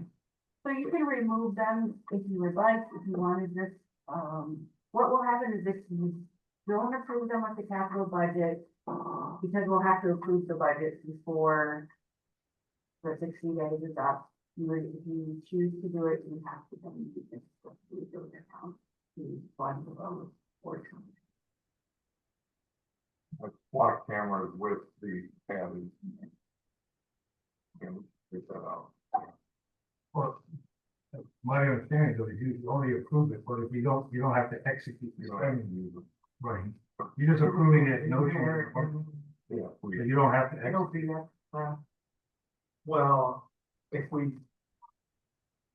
So why don't we want to pay for it out of Infrastructure reserve. gotta help you out? And then we go forward and put that in the next year, right?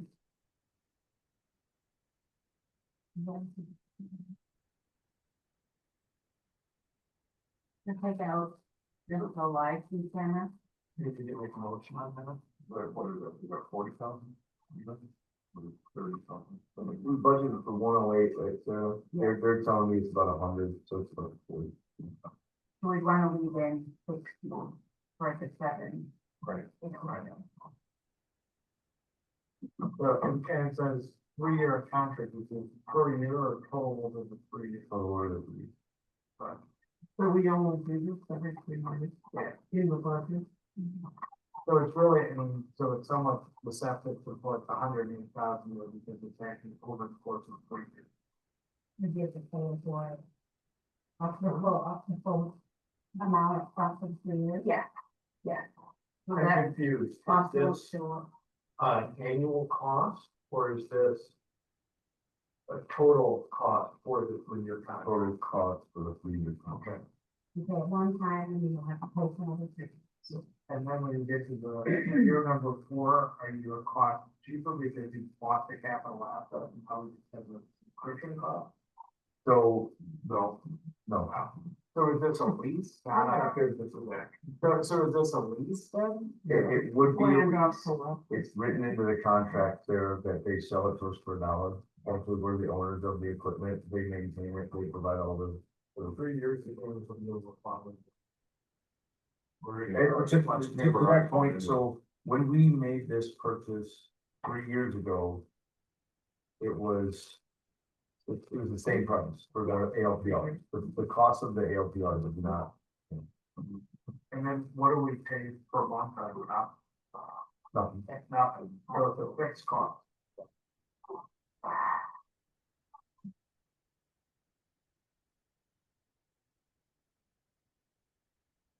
So I make a motion that we approve this capital list with the deletion of the $40,000 for the block cameras. Favor? Is there a second? Yeah, that's second. Further discussion? All right, committee report? Dean? Building board has 3 minutes down. And, there's only one item on it. It was to, something garden. Garden. Public works. Like a something living room. That, those my colleagues haven't considered it.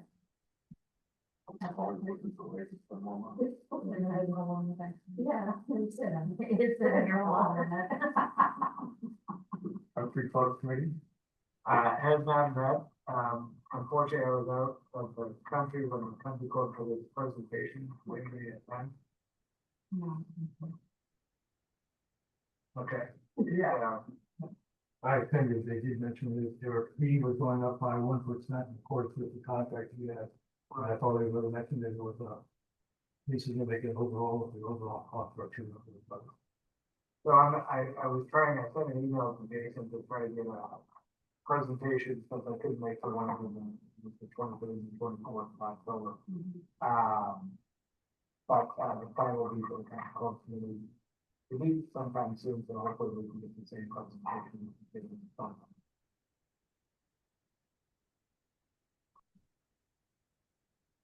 Finance and accounts committee, we did meet on the budgets and that's that. Fire EMS, the meeting on the 29th. Ordinance committee, we have not met, but we You got my email? yeah. Parks and Rec committee, Parks and Rec, before we start going with, number 1, we are actively looking for a replacement for Steve Olson, so if anybody has any recommendations, you can email me and we'll go over those recommendations, to replace him on the board. keep going. Hmm? Keep going. I can find out to work, the consultant, and listen to his ask, and he's on the button. Yeah.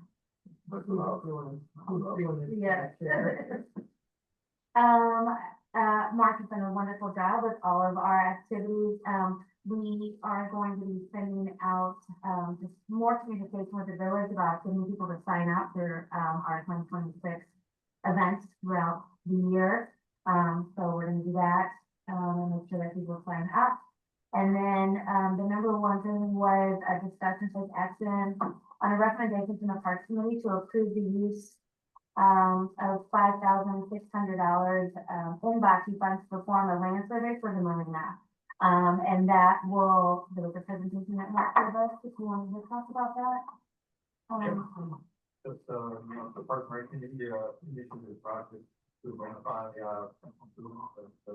the park, you know, the core list of areas of improvements done. We took that list and we presented it to the village planner for review. From there, we asked them to provide any feedback with regards to mitigation challenges, special considerations with regards to the park, and what's the core improvements. And we did provide very lengthy responses package. And one of the encouragements from him was to get a completed survey of the park, help us accurately define the flood storage and flood drainage area. He was able to take a look at the FEMA map, but he believes that we need to get the updated one to get an accurate listing of the current boundary of utilities, that floodplain spring storage area, ordinances that have been in place as well. So that was an improvement that was taken forward and was pursued. And got a proposal from Williamson Survey and Associates. And one that mentioned the proposal was for $5,000. Was carried forward by the department. Brought forward. When was the last? I'm just looking at something I got when I earlier in the summer from Brian Berquist. Yeah, I don't have. So this.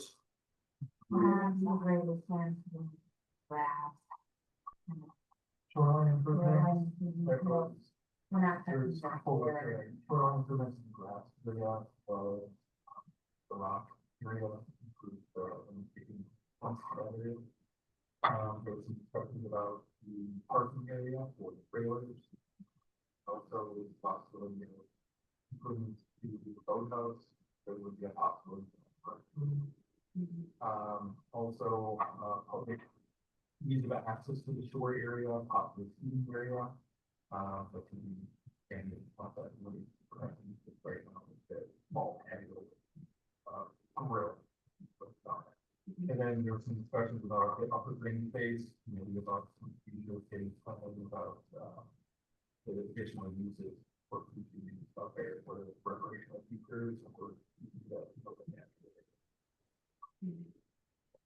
And we are working really closely with, their sailing with down there as well, because they're driving a lot of them. So. We look at that, with that basis, possibly.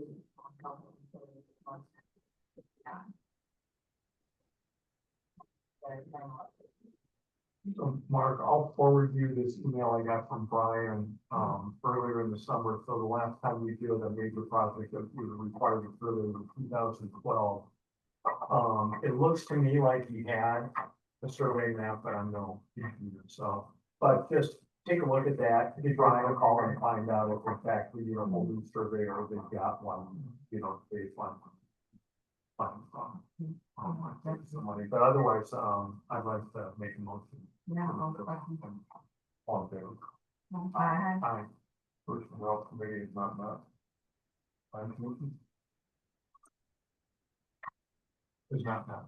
Police committee is not met. Public works. Is not met. Moving forward. We have met, not much going on, other than we did get a request from Ann Daly, regarding the potential enhancement of the sidewalk and landscaping between Bayside Drive and the walking path. So, Tom Schroeder, and Mark, does met with. Yeah, Mark, Yep. that was part of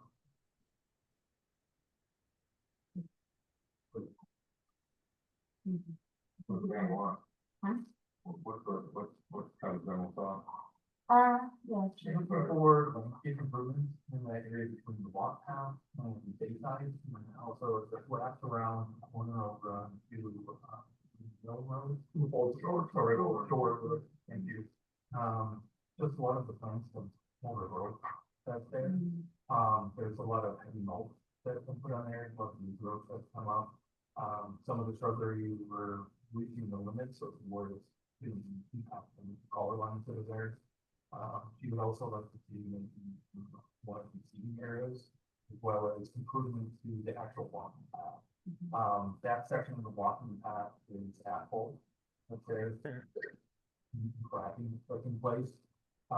The asphalt goes up to the corner, just before the corner of Lakewood and Bayside, and that's where it turns into concrete there as well. So she would want to ask about what would be possibilities, because we would clean that up and give it a refresh next to it. So, and we just do see what we can come up with. And Tom had brought up Mark, previous involvement in the previous project, which I'm going to so we had a good meeting with them on Monday, and we can put together the possibly some concepts. We were Mark, oh, am I saying Mark in person? Sure, somebody Mark. Sorry, yeah.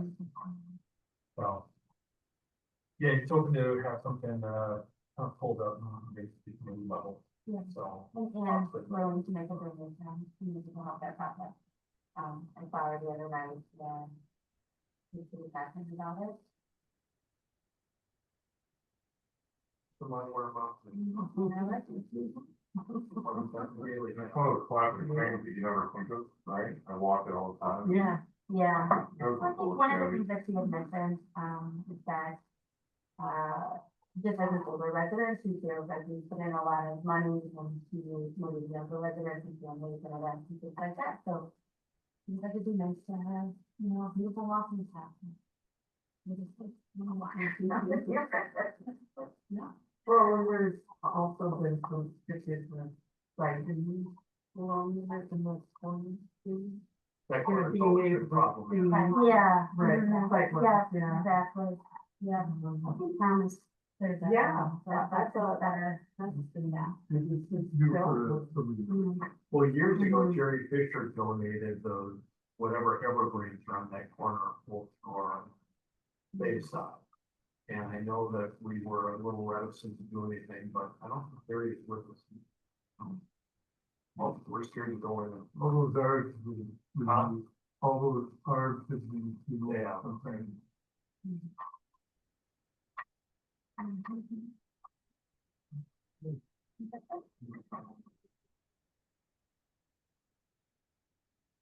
Zoning Board of Appeals, and Board of Health is not met.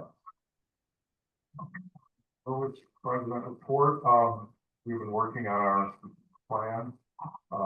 We will, have a survey for you all to review and comment on, tomorrow. Yeah. Okay, thank you. Yeah, By email. and you'll all have great comments and make it better, so thank you. A question on documents for receipt. I don't know if, so I'm not able to do anything with the PDF. Can't highlight it, can't do anything. I think that's out of your control. It might be the new.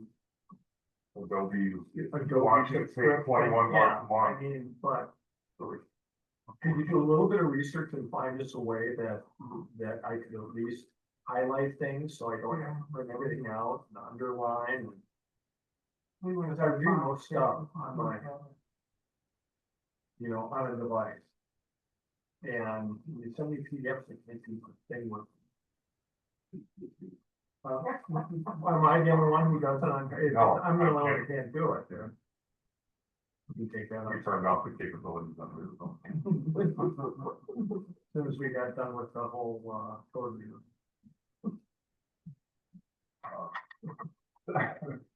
I'd like to make we have some committee appointments that we need to make, and, I'll start with, asking Scott Robinson to join public work. Thank you. Thank you. Who's he replacing? West,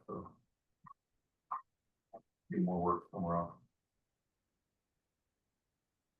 We just need a Support. motion. We need a motion and a second and vote on that. Is there a motion by you? Yeah. Second, I'll second. All in favor? Thank you. Thank you, Scott. Sarah, My report and the financials are in your packet. Just gonna point out one thing, that we received our first notice that our property valuations are in non-compliance.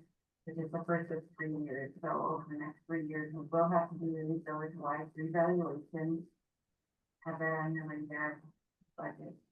What's the certain meaning of that?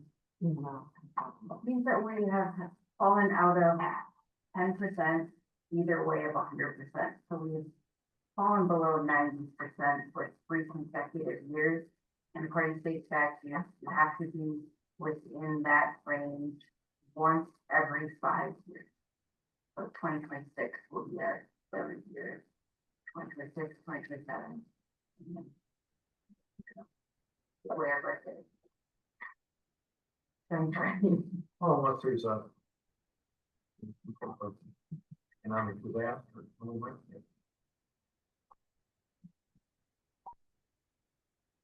Keep your fingers crossed.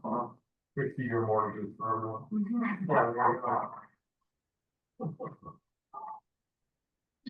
go. My report's in your packets. Fall and winter met each other this morning. A lot of fall collection taking place. For the leaves, we just had hard temperatures and facilitate that. So we're gonna be jumping.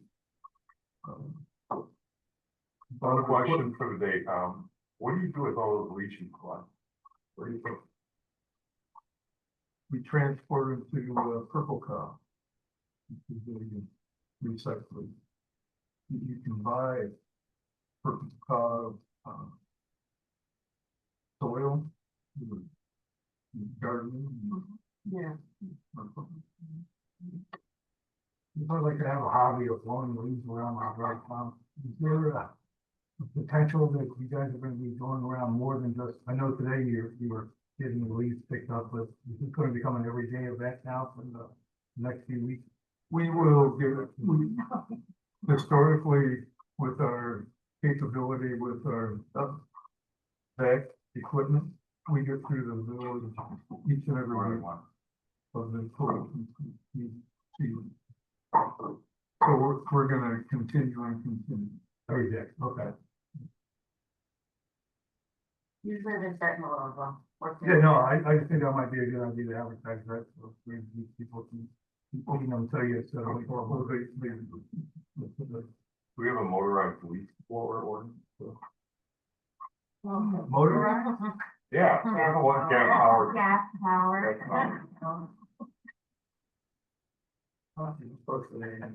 After 7 AM. Someone has been pointed out in the Bluff, Upper Bluff, and I can't tell you other people that comment on this person that uses a power leaf blower daily. Yeah, daily. Yeah, right. Weather hobby. Mark. Yeah, sorry, include my report today. A few highlights, we had the Halloween parade, I think it was a great success, it was beautiful weather for it, maybe about 100 people showed up, positive feedback. Kids looked like they were having a wonderful time throughout the parade and the festivities at each part afterwards. We're in the process of funding for the holiday parade and tree lighting coming up here this month on November 30th. Obviously with Scan and transport around the fire trucks on the village and then concluding at Johnson Park for the tree lighting and for the Scan as well. So just met with Dan and Mary, Joe O'Brien, and we just wrapped up with the final details on the funding for that. Also, as Tom had mentioned, we made the transition, all the docks and hoists are out of the water for the marina and beach park. Kind of transition with some of our areas, I'll be pulling down the nets. And the tennis courts So, pickleballers are done to deliver already. We replaced that net and then actually putting it to use the last couple of weeks here, whether it's turned. We're also gonna be expanding, our open gym time for a little bit, older group, ages, 5 to 8. We've had a couple village residents ask about, an offering on Sunday morning. And they were willing to supervise it as well, especially for the age group. So I'm looking to try to kick that off here mid-November, going to February with, volunteer supervisors. Wow, so, and then, we do a basketball season kicking off here in about 2 weeks, with a number of our, third and fourth graders and fifth and sixth grade, teams that we have, so, be able to, use, 3 teams, for support.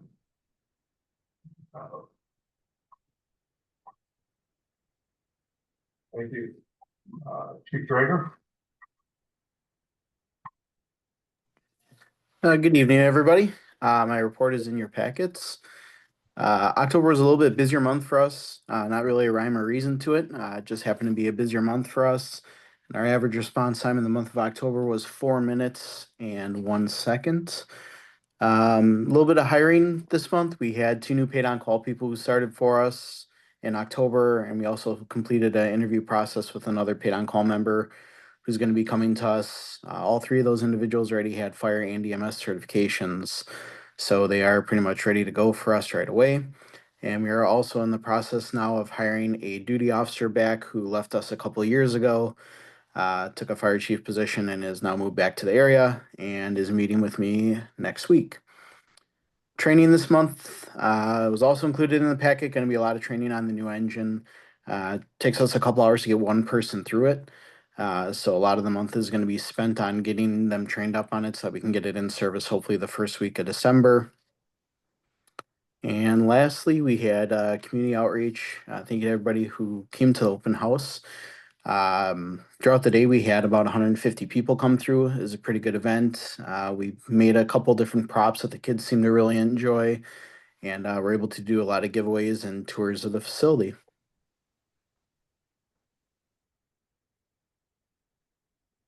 Thank you. My report is in your packet. I will just highlight a couple of things.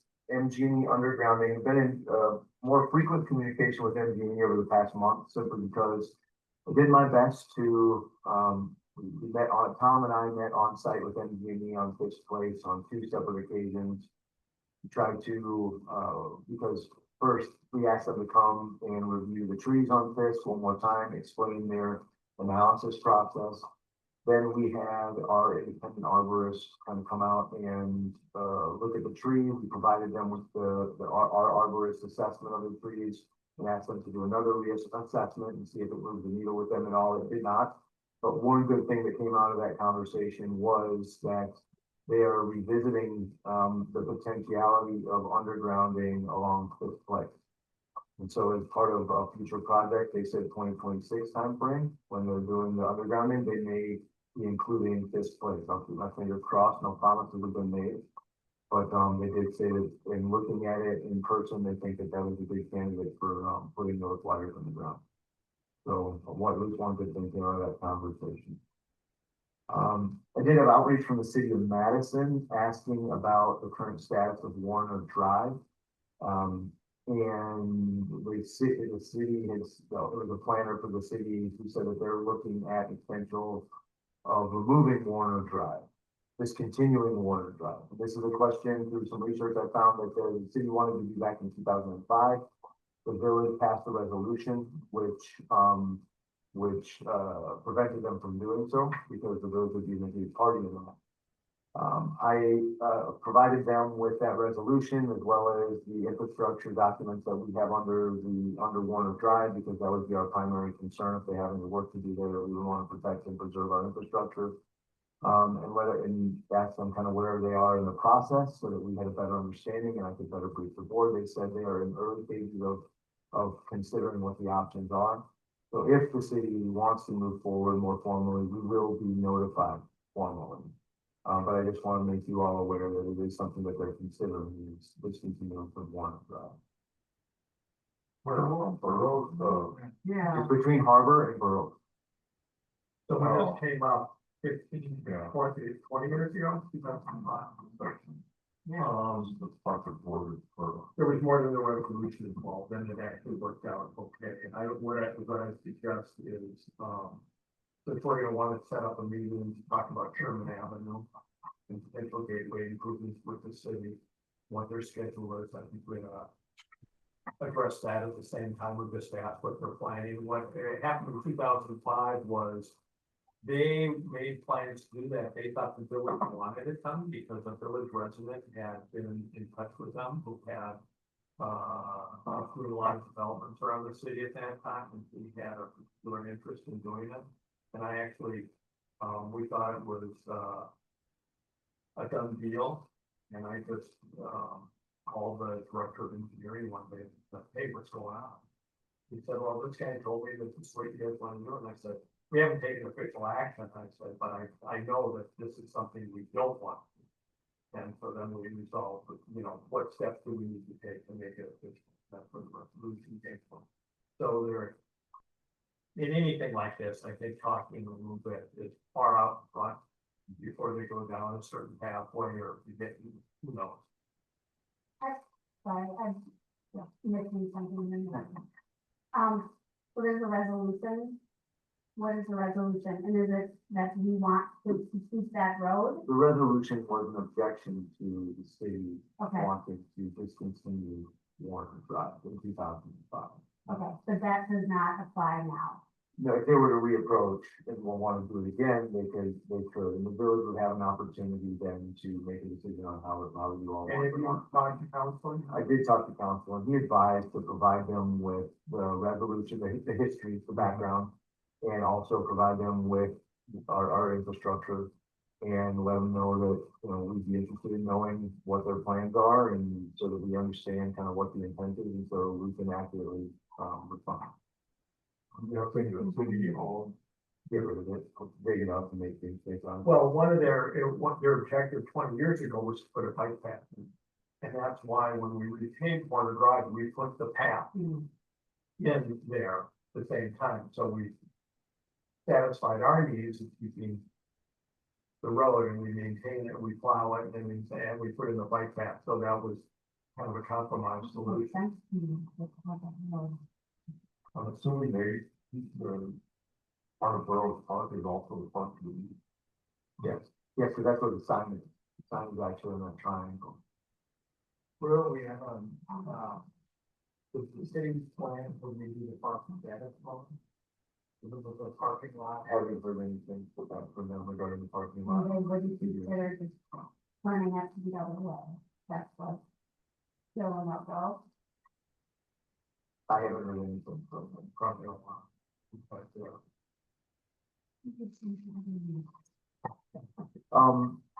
You will get a survey in your emails, your village emails, so please check them. Our goal is that you have an opportunity to review it, take it, provide feedback, so that we can make it go live.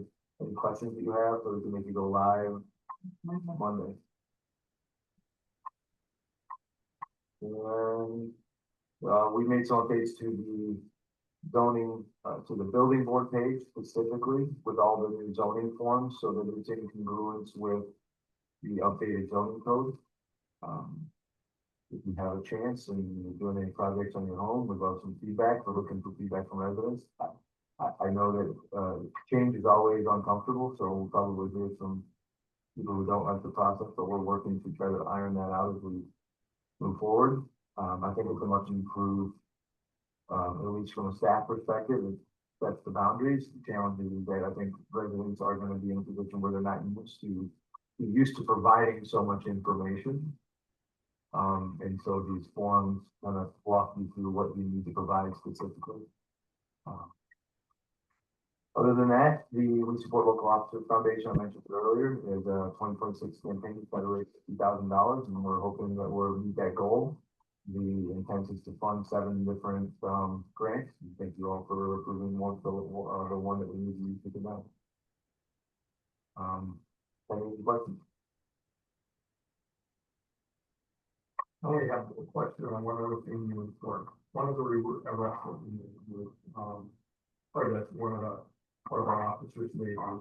possession of 20 grams or less of pot. Now, the city does arrest for that. Why do we? Go down to cities. I know we're not the city, but why strategically do we do that? What happens to that case? It goes to the county, nothing happens, right? I wouldn't say nothing happens. There are a lot of circumstances that aren't in this report regarding an individual in that case that may be material to the outcomes for the community. And so I don't think it's as easy as saying you should not pursue enforcing something that's illegal. I mean, if the village wants to take that position, you certainly can. What's this 28 grams? It's about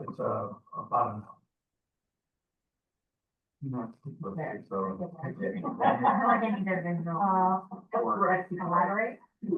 Probably, or raising. A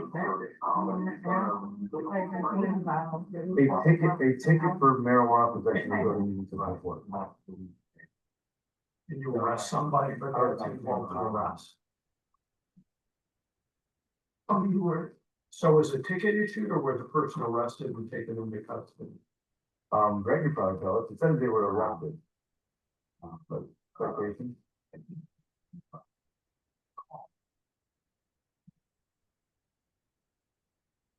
So they released him, they didn't take him to. Okay. Who knows exactly how much an ounce? It's about it now. We workers now, we went. From the camera for the, Yeah. Well, there's no noise.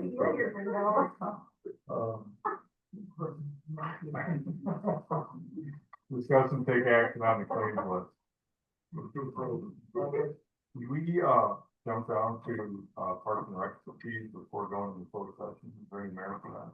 Well, I think they directly relate to one. All right, yeah, all right, okay. Move into closed session as permitted by Wisconsin statute section 19.851C to consider employment, promotion, compensation, or performance evaluation data of public employees over which the governmental body has jurisdiction to discuss LPE programming and event support specialists. so move, Oh, I have a question. It doesn't appear that it's something that requires closed session. This is a proposal for funding. Not really. Somewhere, so she's talking. What are we discussing? Salary matters or anything else? So what we can do is we can go into closed session, and if you guys wanna come right back out of closed session and discuss it out of closed session. There, that's all right. Okay. why we have to vote for a motion? Oh, there, I thought. I think it was on the agenda, we don't have to go into closed session, we can come back out, but. I don't think you have to, you know. No, you can choose to stay in open session if you want to.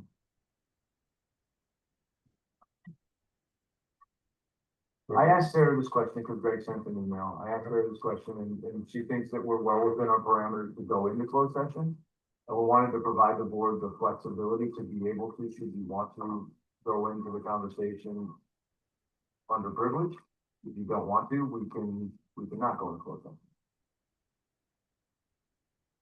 I mean, I don't know if we pick up if we go back into open session, but, I'm able to move to go out of closed session and back into open session. Well, you never voted on going to closed session. Well, basically what we're doing is, we're talking about funding sources, but we're also talking about salary, and we're talking about giving somebody a job. Basically, I'm more comfortable discussing in closed session. Yeah.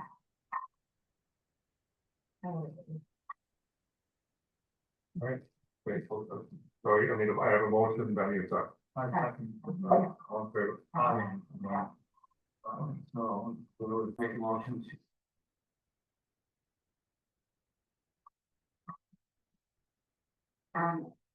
Like, roll call. No, it's just, postpone. I will make a motion to approve the division on the.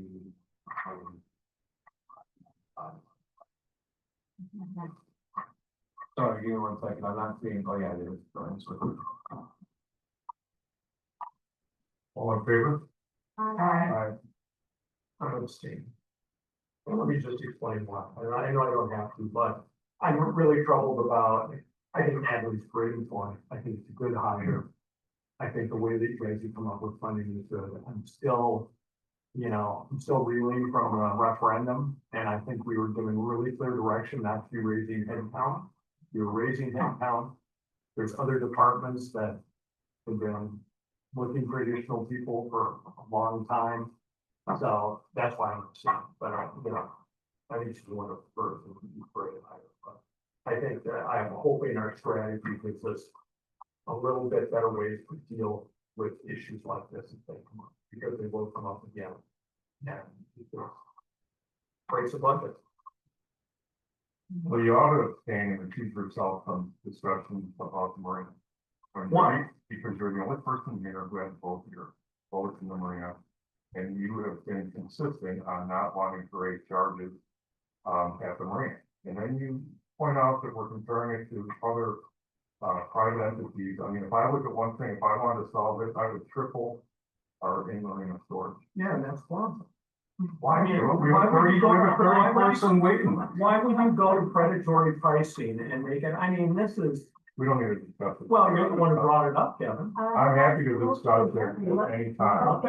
We still have to move, discuss and take action on 2023 parks and rec. Right.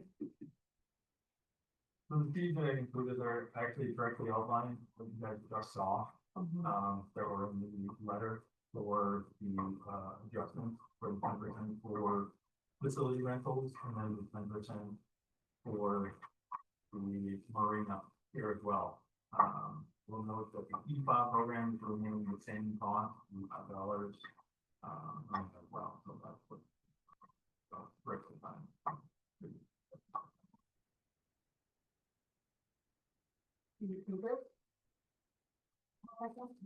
All in favor? Aye. Aye. Mr. Nunn? Aye. Aye. Favor, aye. Oh, yeah.